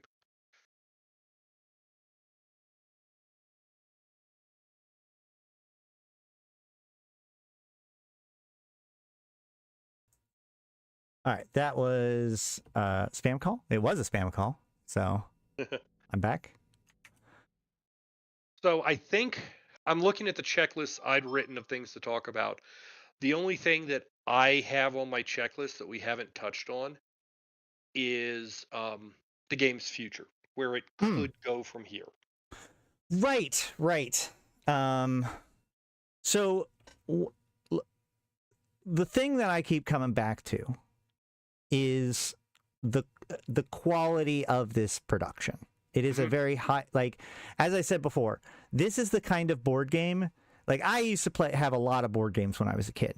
And I even had, like, some pretty sophisticated board games with a whole bunch of miniatures. Like, I had this Marvel board game with a whole bunch of little miniatures back in, like, the 90s. I'm going off camera to grab something. Sure. But, like, this is by far the highest production value board game that I've seen in, like, personally, and this is a product that can only exist in a Kickstarter backed board game world that, like, saw this massive revelation. You know, like during the 2010s, you know, board games kind of saw a revitalization, especially around Kickstarter, and people, you know, because Kickstarter is one of those things that, like, you want to get funded, but then you want to ramp it up as far and high as possible. So, you know, you might as well get it done. Sorry, go on. Let's talk for a moment about board games on Kickstarter. Okay. Because in general, advice I have frequently gotten, okay, is be wary of games on Kickstarter because you're probably never going to see anything. That statement is less talking about board games and more talking about video games. That's true. There's a very big difference between the two. When you're kickstarting a video game, someone has an idea they want to go prove. It may not work. It may turn out to be a bad idea. With a board game, there's a real game already there. It has almost certainly already been play tested. All they're looking for is the funding for manufacturing. Right. And so to jump in on that, the critical thing here, because I've done Kickstarters before, you know, I've helped run Kickstarters, especially for games. You're exactly correct, which is that the big thing is that you go to Kickstarter when you have an idea and need to go to production, right? But the problem is with a video game, production is like 90% of the discovery process of what the game actually is, right? Whereas with a board game, it's all of the game gets kind of conceptualized early using, you know, stand-in pieces or whatever. So by the time that they're going to Kickstarter, it's usually just production time, which is physical construction, which has a known cost. So it's easier to price out not only the tiers for the board game, but also to understand that, like, okay, well, we've hit threshold. That means it will be produced. When it comes to video games, oftentimes people don't appreciate how much it costs to actually make a video game. And so even though they get this big Kickstarter, especially since Kickstarters have a tendency to also balloon scope because of stretch goals, you end up with this world where it's like, well, okay, can we actually deliver it with that price? And that ends up being a trouble. Yeah, and you still have to look for companies with a good history. Okay. Right. One of my absolute favorite things, I will kickstart back them till the cows come home, is a company called Slugfest Games that produces a hilarious card game called Red Dragon Inn. It's basically your average D&D group. The trip to the dungeon is over. We're back at the tavern, and we're now getting smashed and spending all the money that we got in the dungeon. Right. It's a really fun game. They recently kickstarted their 10th starter box. They're great. You were talking about quality, and I wanted to just randomly grab something here. This is a zombie gorilla. Hold on, let me make it big. Yep. Oh shit! Hold on, let me make. Okay, you're big. Okay, and I have a screen in front of me. There we go. A zombie gorilla and a zombie crocodile from the Wild West version of Zombicide from a company that's unfortunately no longer with us called CMON, though this IP is being preserved by Fantasy Flight Games. This is what Eve is. These guys are considered one of the examples of how to do Kickstarters right. Again, in general, they recently had issues. And the quality that they produce. CMON is short for Cool Mini or Not. Eve is absolutely on par with these guys. Right. Now, mentioning them also brings up something else that was worth noting, and that is everything Ash said about your production cost is predictable and such as that. Those statements recently had a gargantuan monkey wrench thrown into them that actually killed CMON. Yeah. So I kind of want to set the stage for just a second. Like I said, during the 2010s, we see this massive revitalization of board games and tabletop games in general. We have, D&D 5th edition comes out. It's very popular. We have Critical Role. We have kind of this kind of like new era of tabletop gaming where adults with adult incomes are spending adult income money on board games and tabletop games. And so this kind of this revitalization. And then comes COVID, which is like this kind of ultimate test where everybody now has to go inside and stuff. And so social games actually, especially tabletop games, actually see a bit of a like supercharged from that, in the fact that like everybody kind of goes in and tries to figure out their own thing, and things like really good board games like the EVE Online board game kind of comes out of that. It also saw a huge surge in role-playing games. That's when I have a Traveler game of Pirates of Drenax that started as my board game group getting together on Discord to play role-playing games, since it was no longer safe to be in the same room. Yeah, and one of the biggest things that made this possible is, to be frank, global trade, right? The fact that you can manufacture these pieces where it is most efficient, or where it's most efficient. Right. So you can build all these different pieces all over the world and put them together, and there's kind of this sophisticated network of funding through Kickstarter, production groups to make the molds by demand, et cetera, et cetera. I mean, in a way, it's even accentuated by things like the YouTube world, where like all of a sudden there's all these YouTubers that want to sell their merchandise. So you have a bunch of plushies and models, and just like the idea of like really cool mugs. Yeah, real cool mugs, T-shirts, etc. Like these things get like amplified in the world. And then, so everybody gets really, really excited about this stuff. They do their big productions. CCP's one of those people that's like, okay, we're going to make this really awesome game. People like put in the money for it. And then last year happened. Yeah, the tariffs. And, however, we don't like to necessarily talk too much about the actual politics of things in the real world on this stream. but it is absolutely true that the tariff situation has been really, really bad for this particular side of the hobby, and almost jeopardized this game's production. Yeah, well, less it's production, more it's delivery. So here's first of all, I can't remember which YouTube video I saw this on, but someone who's a game producer, it might have been Stonemeyer, had commented on how decentralized in some ways game production now is. And the example that was given was a product where the punch boards and the actual game board were printed in one country. The dice were produced in a second country. The miniatures were produced in a third country. The pages of the rule book were produced in a fourth country, and the cover of a rule book, of the same rule book, was produced in a fifth country.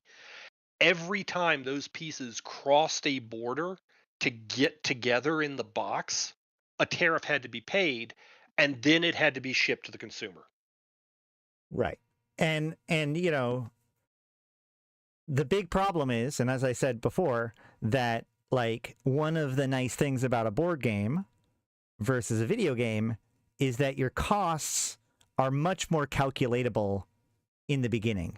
But then when something like this happens, like the nice thing about that kind of distributed production is that you end up being able to be extraordinarily efficient. The only reason why these productions are even able to be done at all is due to this level of like global networking and infrastructure and how trivial comparatively it is to do this, all this stuff.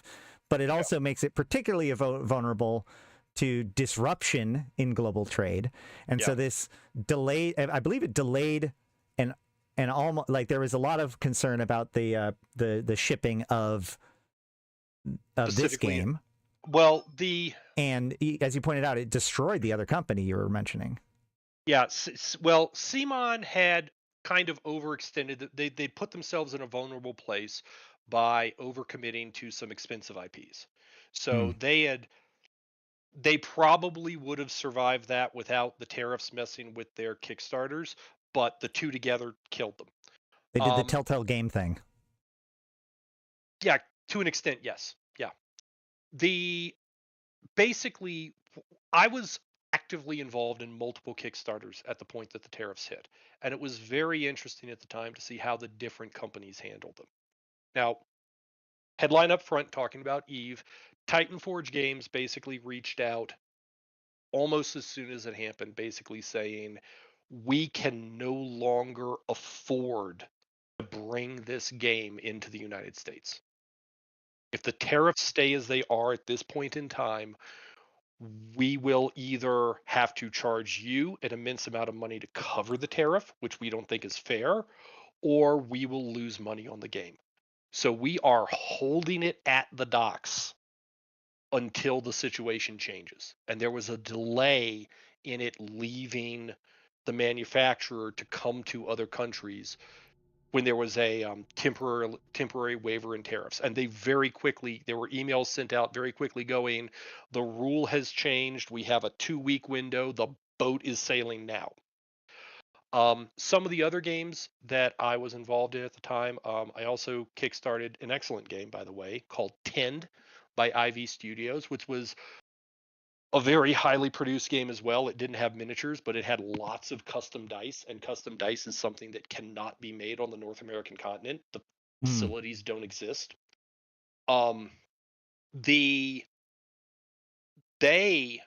took the position of, we're going to lose money on this game and we're going to eat it. We believe we have the resources to survive.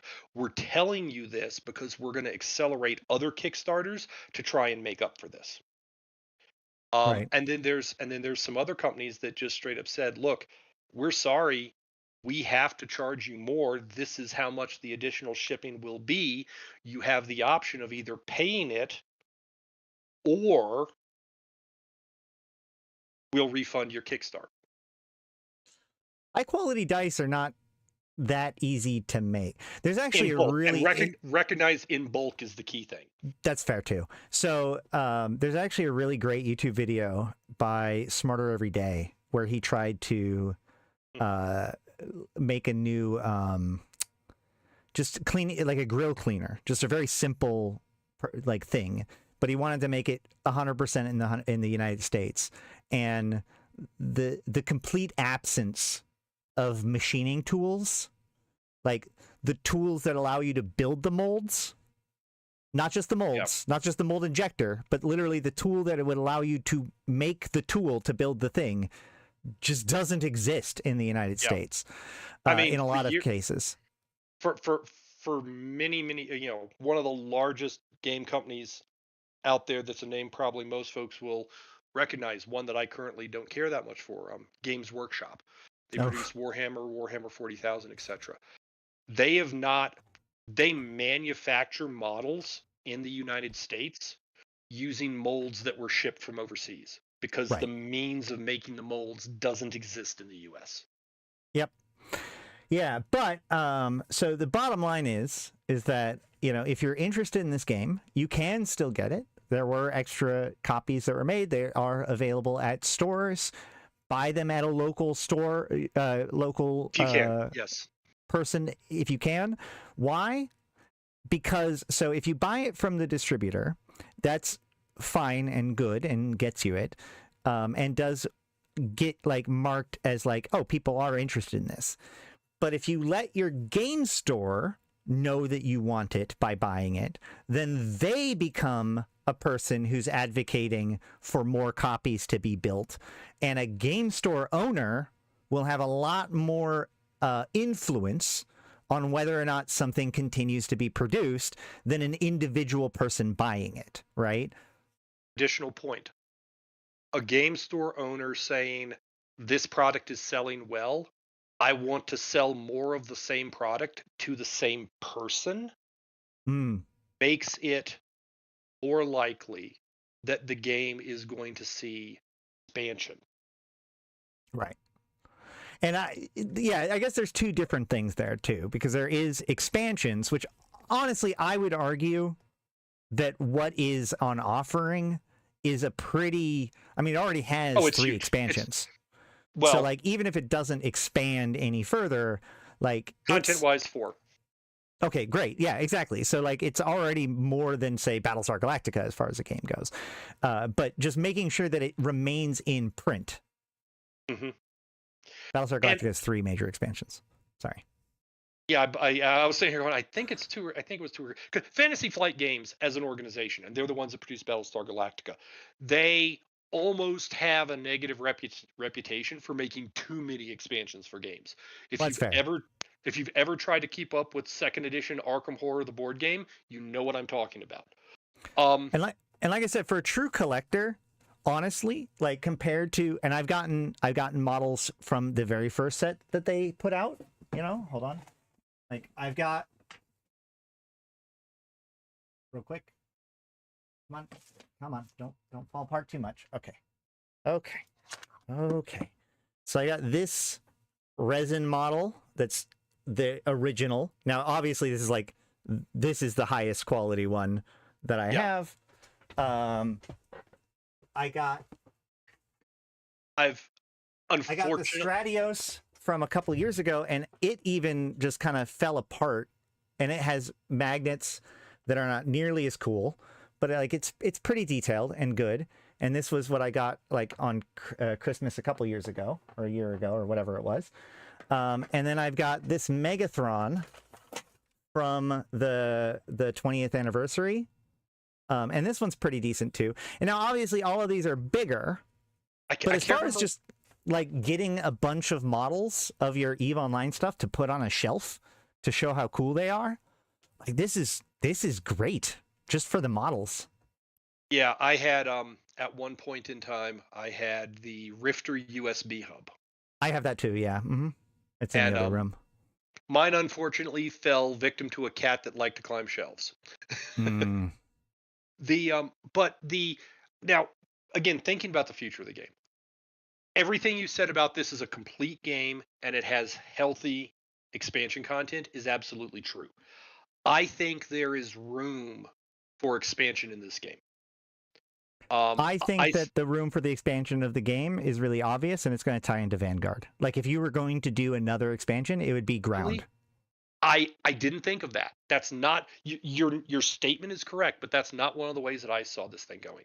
Effectively, we've got a game entirely in high sec. Let's add low sec. Let's add null sec. Let's add wormholes. Hexes that move around the board effectively. We've got 2 of the pirate factions represented through the Deathless. Let's get an expansion in that lets everyone start taking SOE ships. Someone said Sancho. Sancho would make a good new would love ally. to see models. Yeah. As much as Eve itself has expanded with content since I first played it back when I mined uphill both ways in the snow, this game can leverage every one of them. Yeah.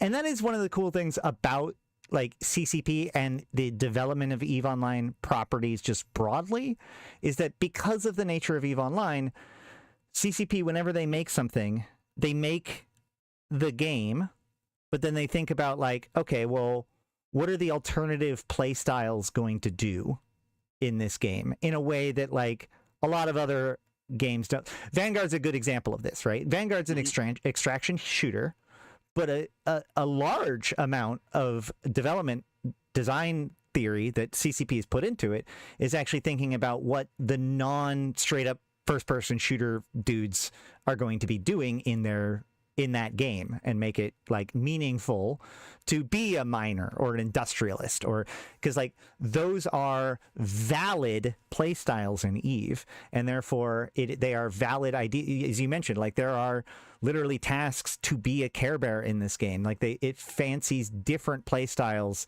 not just like the one raw military like strategy, like say Risk might do, where like and there's one real way to win Risk. And let's recognize something else here, okay? CCP has a history with board games, okay? That's actually true. That's actually really true. Two interesting pieces of trivia here. I don't remember the name of it. I could probably look it up on Board Game. Danger Game. No, not Danger Game. I'm not thinking. There was previously an EVE board game. This isn't the first EVE board game. There's an EVE card game. Card game. That was it. It was a card game. Yeah. Yep. Mm-hmm. And as you mentioned, Danger Game. For those of you who are not old enough that you're starting to fossilize the way Ash and I are, CCP funded the first tech demo of EVE by publishing a board game called the Danger Game. Yep. Actually, so the real story is that the Icelandic government paid CCP to make a board game because it's effectively an anti-drug ad. Likes to that's the surface level of it. It's to kind of show Dutch, I am how so bad. jealous of you. What? I wanted that so bad. I am jealous. Once again, I am jealous of Dutch. I have it too. For those I played it. It's really fun. For those of you who have not flown with Dutch, it's easy to be jealous of him because he's so good at what he does. He is really awesome. Yeah. So they produced the Danger Game for the Icelandic government, and that's how they got their initial. Yes, yes. It's not technically pronounced or like said. It's Icelandic for Danger Game. I'm not gonna try to pronounce Icelandic for Danger Game. You can just see that real there and just make your own decisions about how to pronounce it. So many words in my own language. I'm not touching that. It's an what is it? Hatzelspill?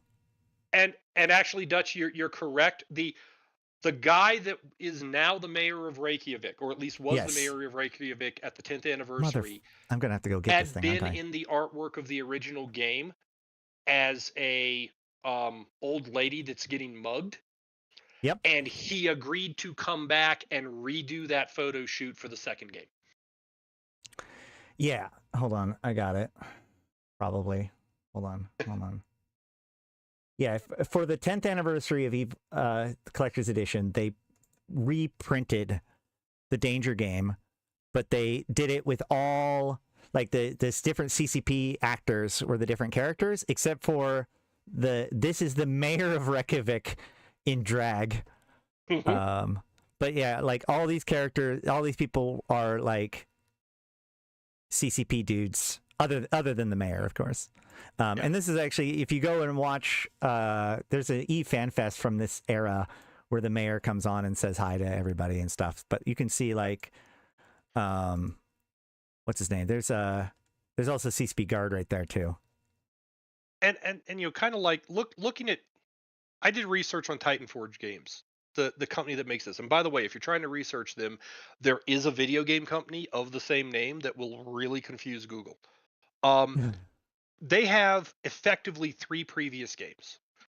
A game about mass military tank-based combat by animals, and 2 different versions of something of a game called Lobotomy, where you're an asylum inmate that has been declared uncurable and you're trying to escape the asylum before you're lobotomized. What told CCP that a company with a game history like that was the right company to make their game? The fact that they know board games already, and they were able to see the value in the mechanics of those games and say, hey, here's a ball from left field, why don't you make a space game for us? And the products lives up to it. They hit the mark. Yep. Yeah, I did not get the structure set or the succession expansion as you guys are Malcolm. I would love to get them, but you know, we'll see. I don't see much value to the structures. Again, that's going to take up table space. Now, one thing that's worth noting, and you may not, I didn't realize this until just a couple of days ago. The pink fortress that we got, it's not meant to be a gameplay piece, but it is meant to be a functional tool. It's based on a suction cup. Right. I did notice that.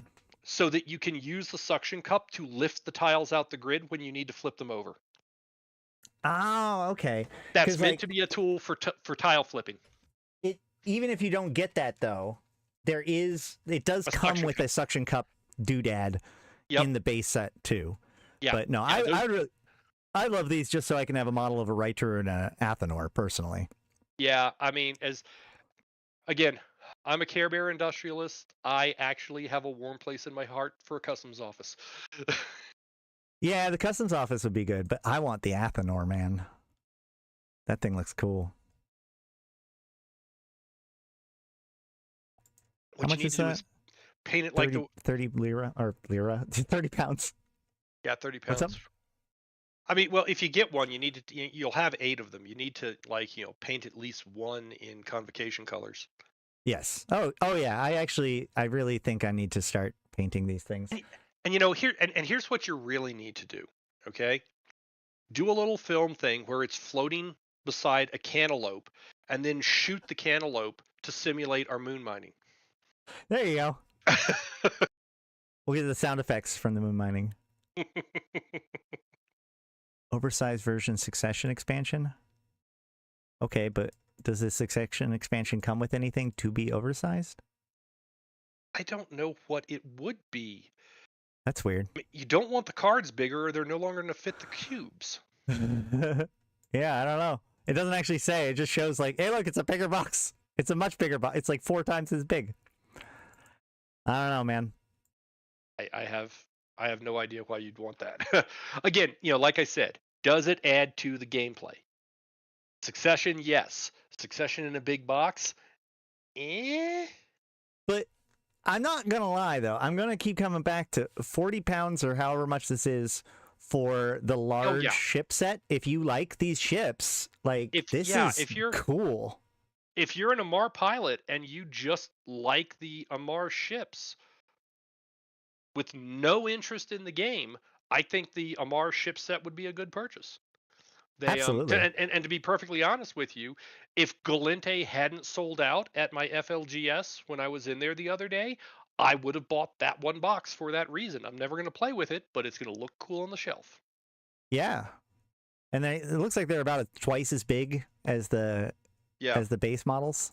Yeah, and again, when you actually, one thing that I think most of your viewers would know is they use these models to demonstrate some tactics during Hmm. the recent Alliance tournament. It was the big models they were using. Right. Exactly. Yeah. Which, low key, I suspect that there's a part of CCP that wanted this game to be made just so that they could have all this stuff produced and have it. You know? Well, they I I I would not be surprised if in the walls of CCP there are lots of board gamers. Yeah. But it seems very particular that they would go for this fancy of ship models. It feels like Hmm. this was just a really good way of getting all of the ship models produced very quickly. Yeah, yeah, and those molds now exist. I mean, these Yeah. I'm 90% sure these were steel injection molds, given some of the markings I see on mine. And those that in the technology of making models, there's different ways of doing it. And different kinds of molds wear out at different rates. You tend to very quickly become unable to use a mold for pewter, for example, because it's a very soft foam. Injection molds are etched from steel blocks. Yeah. Man. All right. Well, like I said, let me know if you guys are interested in us trying to Yep. make this. I'm going to try to play it soon in person, and then I'll let you guys know what I think of the actual Yep. gameplay. Let me know whether or not it's worth it to you guys for us to go through all of the extra effort to be able to play one live. And if you're interested in participating in that and have a copy of Tabletop Simulator, let me know if you're interested in participating, so that way we can jump on that as well. Yep. Let's see. Anything else that we want to talk about before? I think we've talked War for New Eden to death. I think you figured out that if you just want me to keep talking board games in general, I can bring up my whole collection. Yeah, no, I mean we could, but we're getting at the 2 hour mark, which is a nice which is a wrap nice. up point. We can only take you in small doses. No. I'm sure we could have a. Actually, that's a good question. Let's just put it out there. If people are interested in having Norin back on and just talking about board games in general, you've mentioned a bunch of different interesting board games. We could have a whole different topic where we jump into a bunch of board games that you are interested in showing off or talking about. But that might have to be a different. Like I said, people can tell me in the comments or in the chat if that's one of those things to be interested in. And luckily Norin had the availability to come and pop on today, but we can make that happen again if people are really interested in it. Yeah, I mean, I could probably sit down and like curate a list of, hey, if you like Eve, here are other games you would like. I've already mentioned a few of them. I would recommend Ascendancy to someone that likes Eve. Um, I would recommend Firefly the board game to someone who likes Eve, or Outer Rim, which is a Star Wars themed one instead, because that's more of you running a ship. That's cool. But yeah, if you would like me to help you generate more content, I think I could figure out ways to do that. Hey, I'm just happy to come and chat with you, and thank you so much for what you do for the convocation as well. Oh, glad to do it. I mean, I've been a little off my game lately doing real world stuff, but I mean the Eve in general, not just the board game of it. Eve in general is something that I love, and bumping into you a few years ago is what reminded me of that and brought me back. So to an Aw. extent, me doing something like this is paying you back. Well, I appreciate it, man, and I'm that's why I do what I do, is because people like you have said that before, and that makes it worth continuing. Yep. All right. Well, I could jump into a couple of other topics, but I think that this is actually probably a good episode Good as cut. it is. Yep. So for some future stuff that I've got coming up, I've still got my 10 things that I recommend for newer players in EVE Online. I need to put. I will say this, guys. Like, ADHD sucks. And there's this thing called the wall of awful. So like one of the problems I've been running into is actually like editing my videos. So I have the tanking guide, especially now the lore one is another fucking 7 hours. So yikes to editing. But I need to put together at least the armor tanking or the tanking guide as a split off video for next year. But this year, one of the things I've been thinking about is like how, what are we going to do for this year? And what I'd like to do is maybe jump more into Kato Ash or some other like alpha or newer player content to do things like missions and Abyss and mining and kind of show off how I would do those sorts of things or tackle those problems, just to see how it works. And like we can do things like, so one of the things I was thinking about doing is like, so I want to do mission running soon. And so I might try to like, without looking it up, pick a ship, make a mission ship like fit for it, and then go and look up the popular mission fits for it to see how good of a fitting person I actually am. To see how garbage my actual fits that I try to come up with by myself are. But the other thing is yesterday, to avoid editing, I instead set up 2 new presentations. We have been talking a lot about the Yantey presidential election, a lot about Ore, a lot about Deathless, and all these kinds of things. And so I really wanted to go back to my roots. So I have 2 more presentations ready to go now. One is on the Ugali situation, which we did a video about a few years ago. But that was like a lot has happened since then, not necessarily with Ugalis, ironically enough, but like I think that we have an interesting idea, or it'd be a good one to go over because it's kind of a complete story. They haven't really done anything with Ugalis in 2 years. But that was actually part of a larger research program where I am rediving into the Triglavian collective with an idea of like trying to figure out the differences between the clades. So I've been taking all of the lore, everything that's happened to the Triglavian collective since the formation of Pochvin, and I want to walk through that whole story with an idea of trying to understand what the clades have done since then and what we can tell about the difference between the clades. Because I think that that's a big piece that we've all missed up until now. What's up? Well, and one other lore thing in general, because I mean that's where you're a Grandmaster Ninja, is in the lore. We're both of the opinion that those faces going back to the game on Succession are just schmucks. If anyone can prove us wrong and put names to those faces, I think an episode or 2 Correct. of this is who this is and this is why they got in the box would be cool.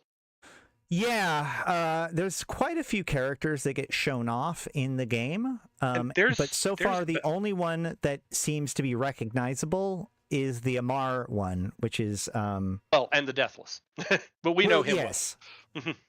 Well. But I mean, I'm just gonna do a quick count again. Hold on. Where was it? Yeah, each empire has 6, and actually, one downside of Succession, there are not alternate boards for the Deathless. His mechanics are so weird, though. I don't know how they do it. But yeah, there's like 6 guys for each empire, and if names could be put to the faces, an episode of who is this guy, why is it important, I think would be cool. Not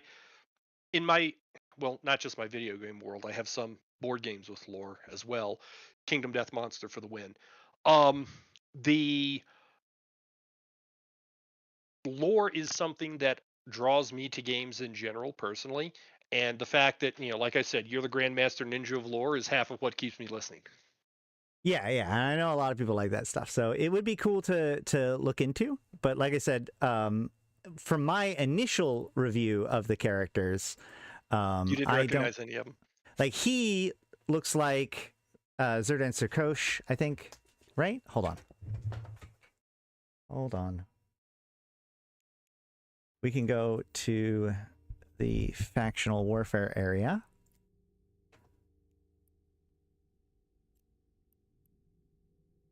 Does it not say his name here? It doesn't say his name here, does it? But that This does. is Serdan Zerkosh, right? Hold on. I'm trying to remember. Because there's two Amar guys. No, yeah, this is Serdan Zerkosh. And then, so if we look at the actual board game, we can see, like, he looks very similar to Serdan Zerkosh. But the other ones, that is definitely not... Well, hold on. I mean, that... To call that... Well, actually... No, wait. Hold on. No, I'm wrong. Hold on. That's Haikatorigo. Like, it's hard to tell from here. Like, the face does look very, very different. But her tattoo is the same. Yeah. She has the same dotted tattoo on the side. And that would make a lot more sense. For them to have used the faction warfare reps as because they introduce these characters. Yeah, those are the base board empires. Those are the boards that come in the main game. That's not Succession. I don't think I'm going to be able to pull up her. Hold on.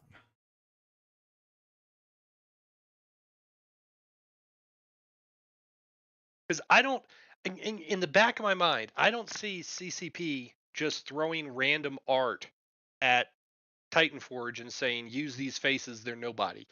A company like CCP would have put thought into who they sent over for that artwork. Yeah, but at the same time, they may actually explicitly not want to invoke specific characters. But it does make sense for them to work with the, like, because they did introduce these characters as part of this whole event. Hold on.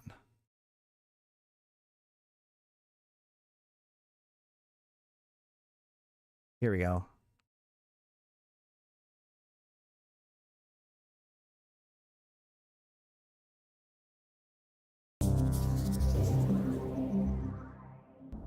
Steadfast, the indomitable spirit of the Caldari Way. So yeah, you can see there. Yeah, that's definitely her. Even though she doesn't, like, she looks very different. A shining example of the indomitable.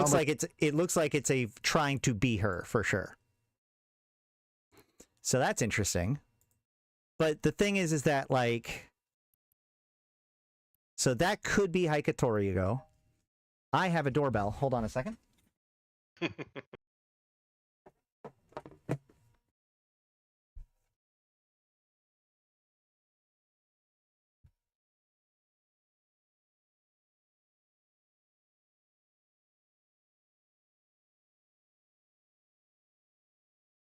This is among the things that gets edited out.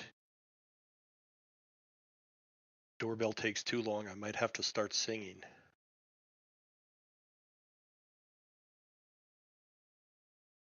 Talking about the visual upgrades, Malcolm, I agree they look great. I'm avoiding and sometimes I do get those kinds of things. I'm avoiding them specifically in this game because it's already such a big footprint on the table without them. So, okay, hold on. This gets a little bit more interesting. If we look at this guy, this is the head of the Mimitar.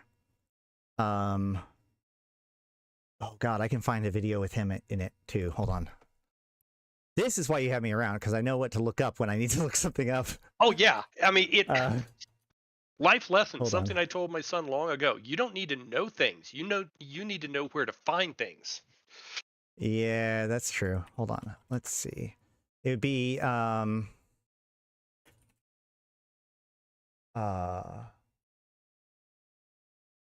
be the Uprising trailer. Or maybe it would be the scope video right before the Uprising trailer. Hold on, let me look at the teaser real quick. By the way, I can neither confirm nor deny that I turned this into a lore conversation to poke the bear. Yeah. Oh, hold on.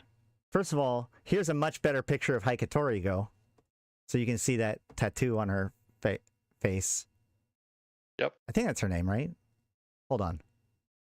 Yeah, that's her name, right? I'm not confusing her with the Garistas person. I'm absolutely not confusing my names together. No, she was Etsuri Hokusotsu. I'm lucky if I can remember my own name. So Yeah. I'm so bad with names normally, but I'm actually kind of impressed with my ability to pull up names right now. Let's not test it too much. Eve Online Scope Turner.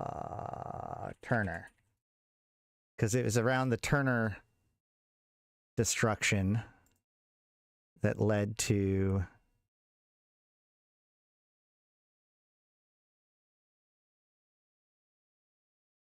some really good shots. Here's I think this is Serdan Sarkosh. that looks a bit different. Oh no, the first guy, the Amar guy. Yeah, Yeah. no, I yep. And then no, that's not them. Hold on. We have Another piece of random lore of my family. I mentioned my wife's also a board gamer. She's also an online gamer. In fact, we met online. there he She is. Sorry, go on. She is among the people that CCP lost when they shut down walking in stations. She had dreams of running a tea shop on Jita. Oh God, what is his name? Kenneth? Is this Kenneth Filmer? The problem is that Mimitar has two different leaders. One is there's Krilla Frit, who I think is the guy who's fighting in Skarkon, which would make this Filmer, I think, who's the Mimitar faction warfare guy.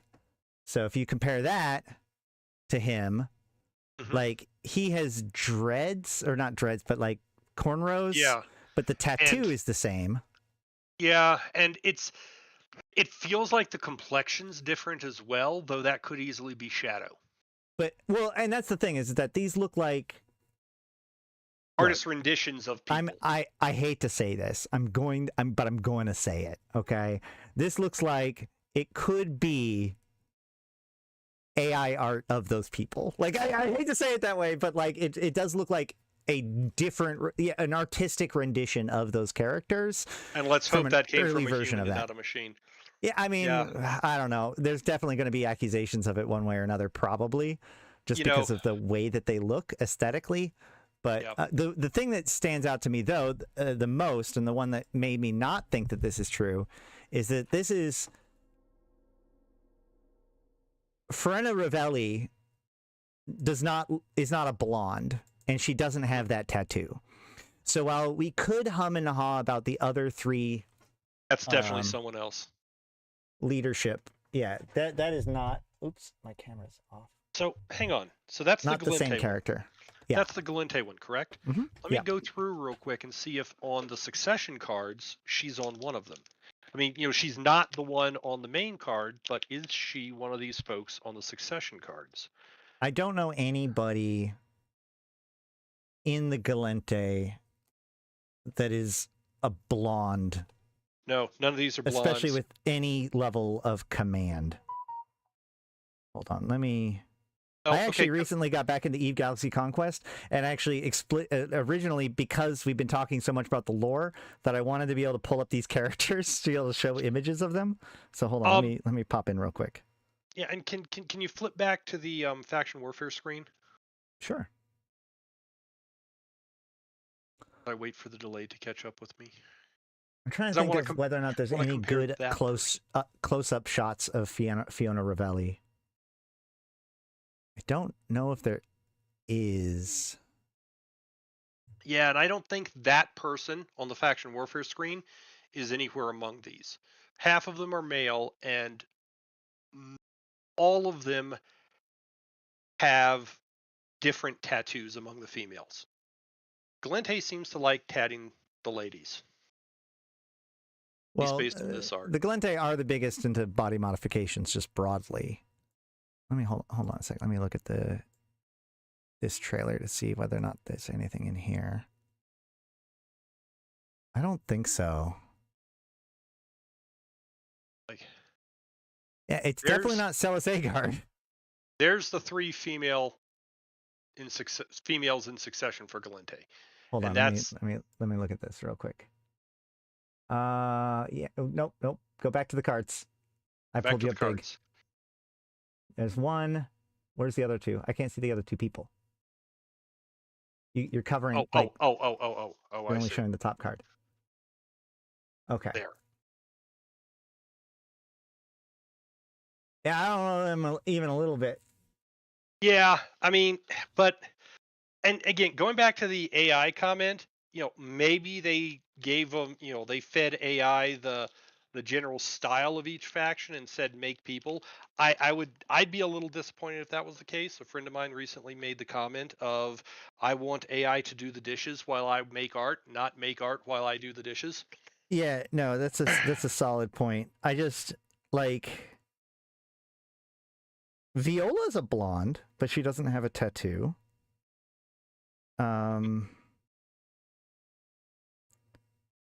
Yeah, I don't know. There's not that many characters that it could even be. What I find interesting about that is that it's very clear that the other ones, while they are not necessarily exactly the same, or they're kind of a Clearly, different conceptualization of those things, there are firmly enough inspired by hallmarks. Yeah, there's enough hallmarks to show that they probably are the same characters. So it is true that of the four, Fiona has had the worst time of it. So maybe it's a premonition that Fiona's time as military commander is not long for this world. Or yeah, I was about to say, and the Gallente seem to be going through the most political upheaval at the moment. Maybe this is from the next administration. That's just a theory, a game theory. No, that is very interesting. My son, who also is an amateur streamer, would be grinning ear to ear from the reference you just made. Yeah. Man, I'm trying to think. Because like Celis Agard and Fiona Ravelli are, obviously pretty big deals in the modern day. But other than that, the Gallente don't have that many like prominent female characters. There's a couple of female senators, like the mayor of Arcurio. According to some art that I saw, every which one is the Astaros, the not Catalyst Destroyer, every one of them has a few women on board in the back from what internet art says. No, you're talking about the Navitas. Navitas. Okay, yep, Navitas. Yeah, the picture, okay. the picture of the Navitas from the Frigates of Eve book. Hold on, I have a ship. Frigates of Eve. Can I pull that one up? Yeah, so they made these cutaways of the Frigates of Eve, and one of them was the Navitas, and in that picture, where is it? Hold on. In that picture, they actually put a high-end exotic dancers in cryo, and a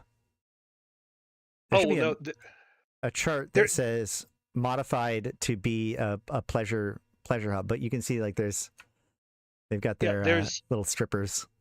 Yeah, there's also another one of those that's one of the destroyers that also, and it's the drone destroyer, not the There's Catalyst. an Algos one, yeah. Mm-hmm. Yeah, that the Algos that I mean it. So first of all, I mentioned Traveler, which for those who don't know is one of the oldest sci-fi role-playing games in existence, almost as old as D&D. I absolutely love in the world of Traveler how important deck plans are. And I've always wanted to see deck plans of, true deck floor plans of the larger Eve ships. Yeah. Yeah, there are a few. Hold on a second. They rarely. I've got Once Upon a Time. There was the Myrmidon. Yeah. The Myrmidon got a nice schematic, and there was a few other ships at the same time as that. Yeah, I probably have this image somewhere bigger. Now, Jeff, I am someone who was actively playing and very much a fan of Dust 514, the earlier attempt at a first-person shooter in Eve. I have always loved the idea, and it was one thing that at that point in time they were suggesting as a possibility of boarding actions in Eve. Well, now we've got breacher pods. We've got breacher pods. Now I want a game where I'm riding in the breacher pod to go do things. No, I understand. Oh, Lee, why can't I find it? There's the Hurricane one. There's the Myrmidon one. So they did the Frigates of Eve book. The reason why the other ones got made, not the Algos one, but the Myrmidon one got made because it was part of actually Dust 514. Actually, because Templar 1, it was part of a advertisement campaign for Templar 1. They because not know that. In Templar 1, the main character flies a Myrmidon, and so they came out with a series of schematics. Hold on, Eve Online Myrmidon. I have them all somewhere, but here. Because I think, I've still got that piece of Myrmidon art as my banner in Facebook. Because it had the listings of these are the weapon systems, these are the command systems. No, it's a video. Check it out. I'm playing the video right now.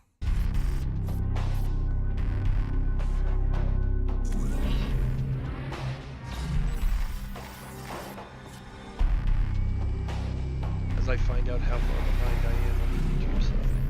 There we are.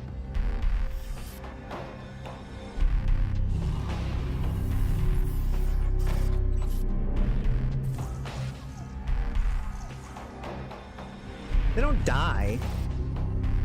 They just go home. So, I'm dropping into our direct message chat a partial of the image I was thinking of. Oh, yeah. No, yeah, that exists too. Mm-hmm.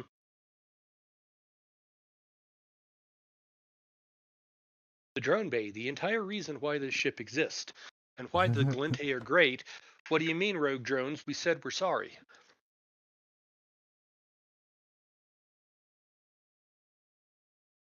Let's see. When I was trying to find the cutaway of the Algos, I did find... The problem with the cutaway of the Algos, apparently, is that all of the versions of it that I've been able to find off the top of my head right now are all, like, really low quality. So when I try to, like, zoom in, it's garbage. But here's the full Myrmidon one.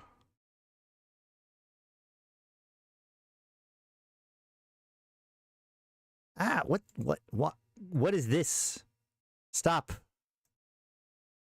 Close ad. Oh, it's an ad for Eve. Awesome. Well done. Okay. All right. Cool. Good times.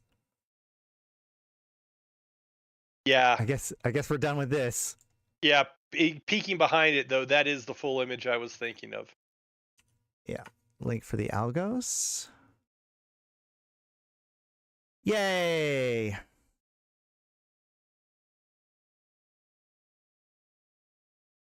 Here we go. Yeah. Yeah, yep. And there's another version of this that has the dancers. I don't remember that one. I only remember the dancers in the Navitas one. One of the things I have learned from these cutaways is that while sometimes what we think of as the bridge is the bridge, oftentimes that's just the sensor array or whatever. Yeah, I mean, it's one thing that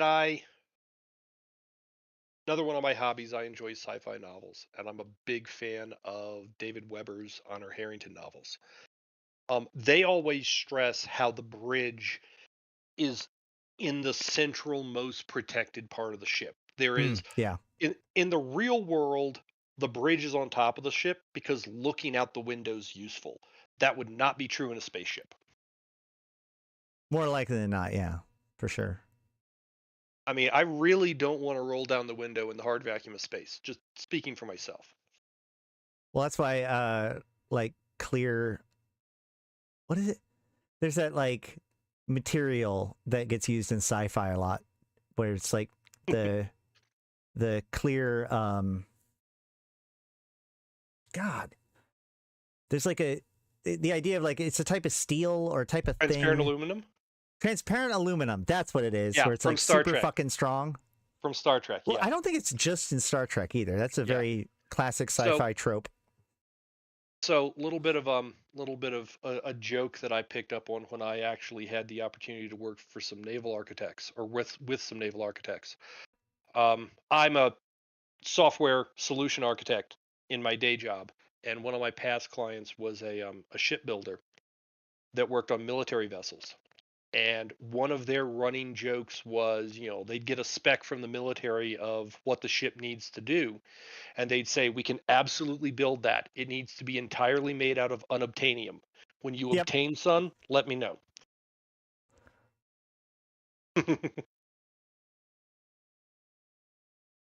Oh, I don't remember actually that really one. cool.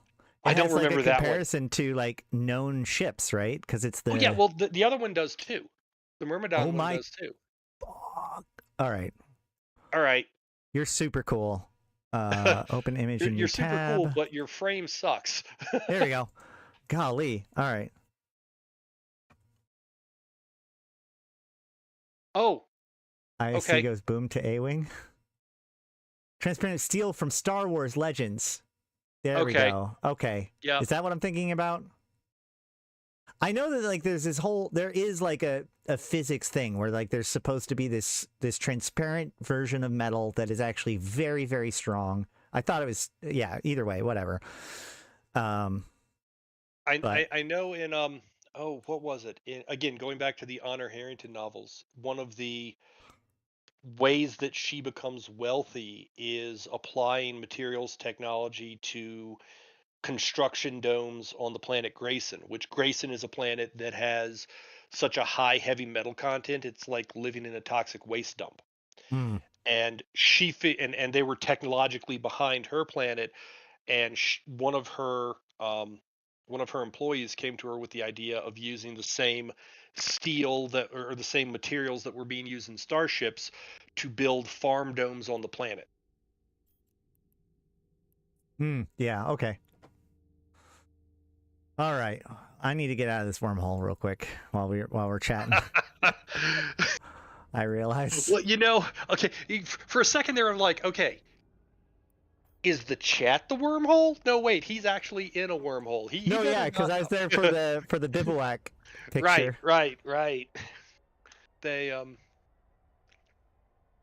and yes, more than once I've said, I now have 10 times the cost of my ship in my hold. It's time to get out of the wormhole. Yeah, which is from the that is a classic from the This Is Eve video. Oh, which is funny because I remember that now. In the This Is Eve video, they show him in an Astero, but in the original recording, he was in an Anathema, which 10 times more value than your ship is very different between those two ships. And having, 200 million in your cargo hold is fine. Having a bit over $1 billion in your cargo hold is a bit more stressful. Well, one of the last times I was in game, I stuck my nose into a wormhole, and the wormhole happened to have like 6 different high-end pirate data and lore sites, and I'm like, okay, yep, it's only been a half hour, but the day is done. I am quitting while I'm ahead. I'm considering going to the local casino. Yep. I saw an article recently about making wood transparent in the real world. Very transparent metal can be done. It would just require aligning the grains perfectly. Yeah, I think transparent aluminum it might be the thing I was originally thinking about. Yeah, and that was from Star Trek Voyage Home is where I always think of that. Yeah, and Star Trek at least tries to give like the veneer of science in the science fiction, as opposed to Star Wars, which is much more willing to let it be fucking kooky. Which I got recently into Star Wars: The Old Republic, right? And so we were trying to look up something nerdy about like blasters, or like whether or not this is a projectile weapon versus a whatever.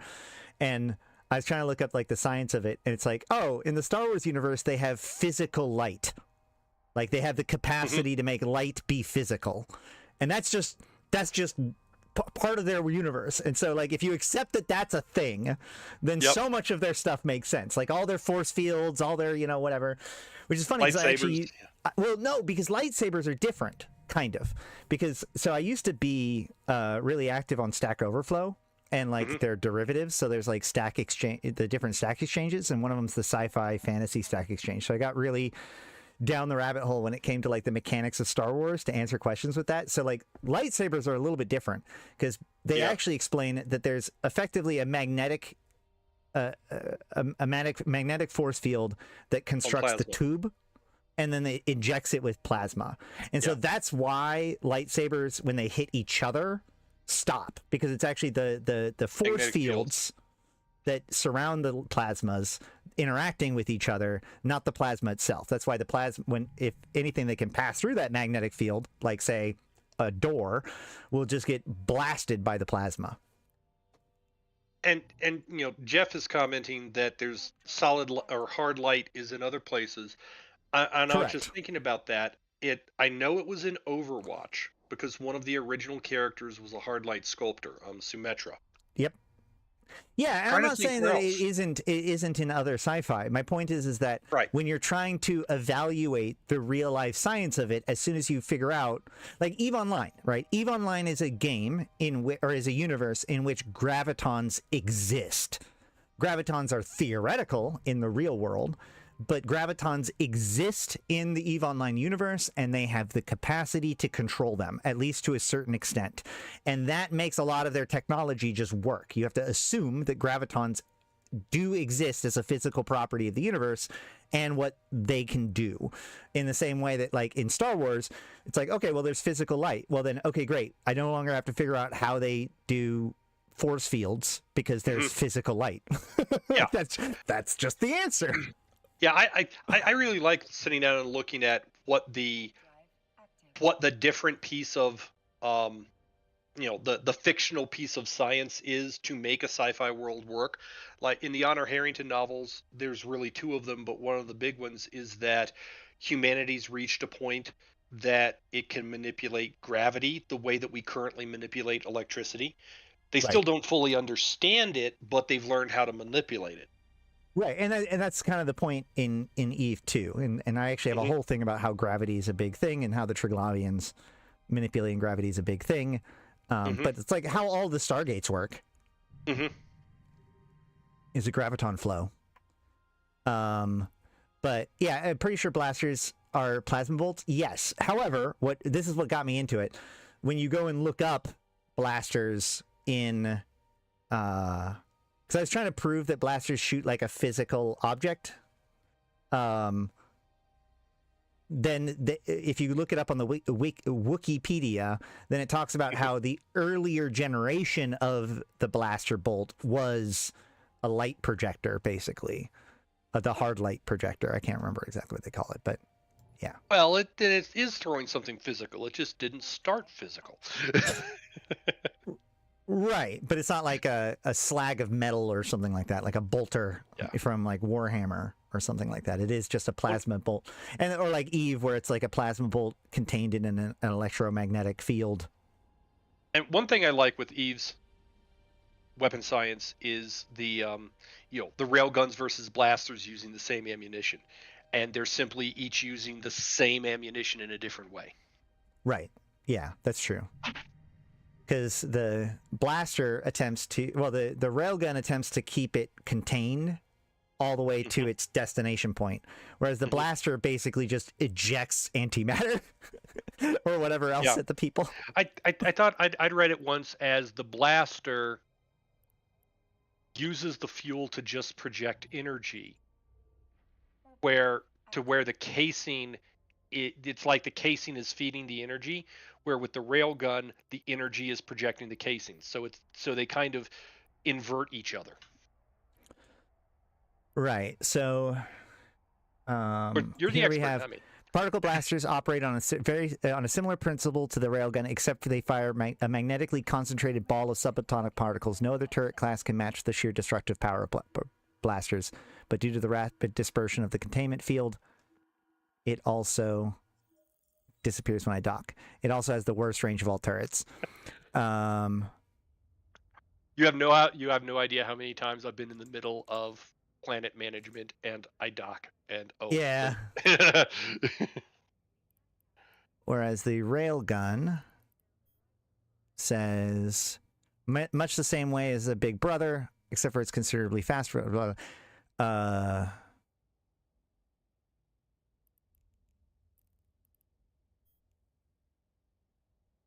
Railguns use magnetic rails to fire solid chunks of matter at hypersonic speed. The accurate range of the railguns is good, but due to technical limitations. Yeah, so it releases it in the container, so that way it shoots as one element, whereas the blaster just kind of puts a little containment field around the actual payload, and then just shoots that. Yeah. Like I said, just ejects antimatter into the universe. Whereas these basically shoot out, I think, cans, because he says it in Xenocracy. Hold on. Yeah, because I seem to remember that the big difference was in the blaster the casing is consumed. In the railgun the casing is what's thrown. You say that the antimatter must be small, but whoo boy, hold on. Xena, come on, Chronicles.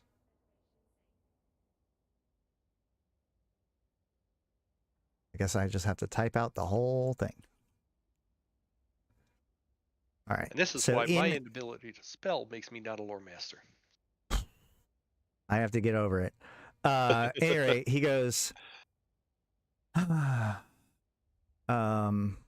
what you're seeing now is the largest, is the targeting laser used to aim my battleship's 6 425mm railgun turrets.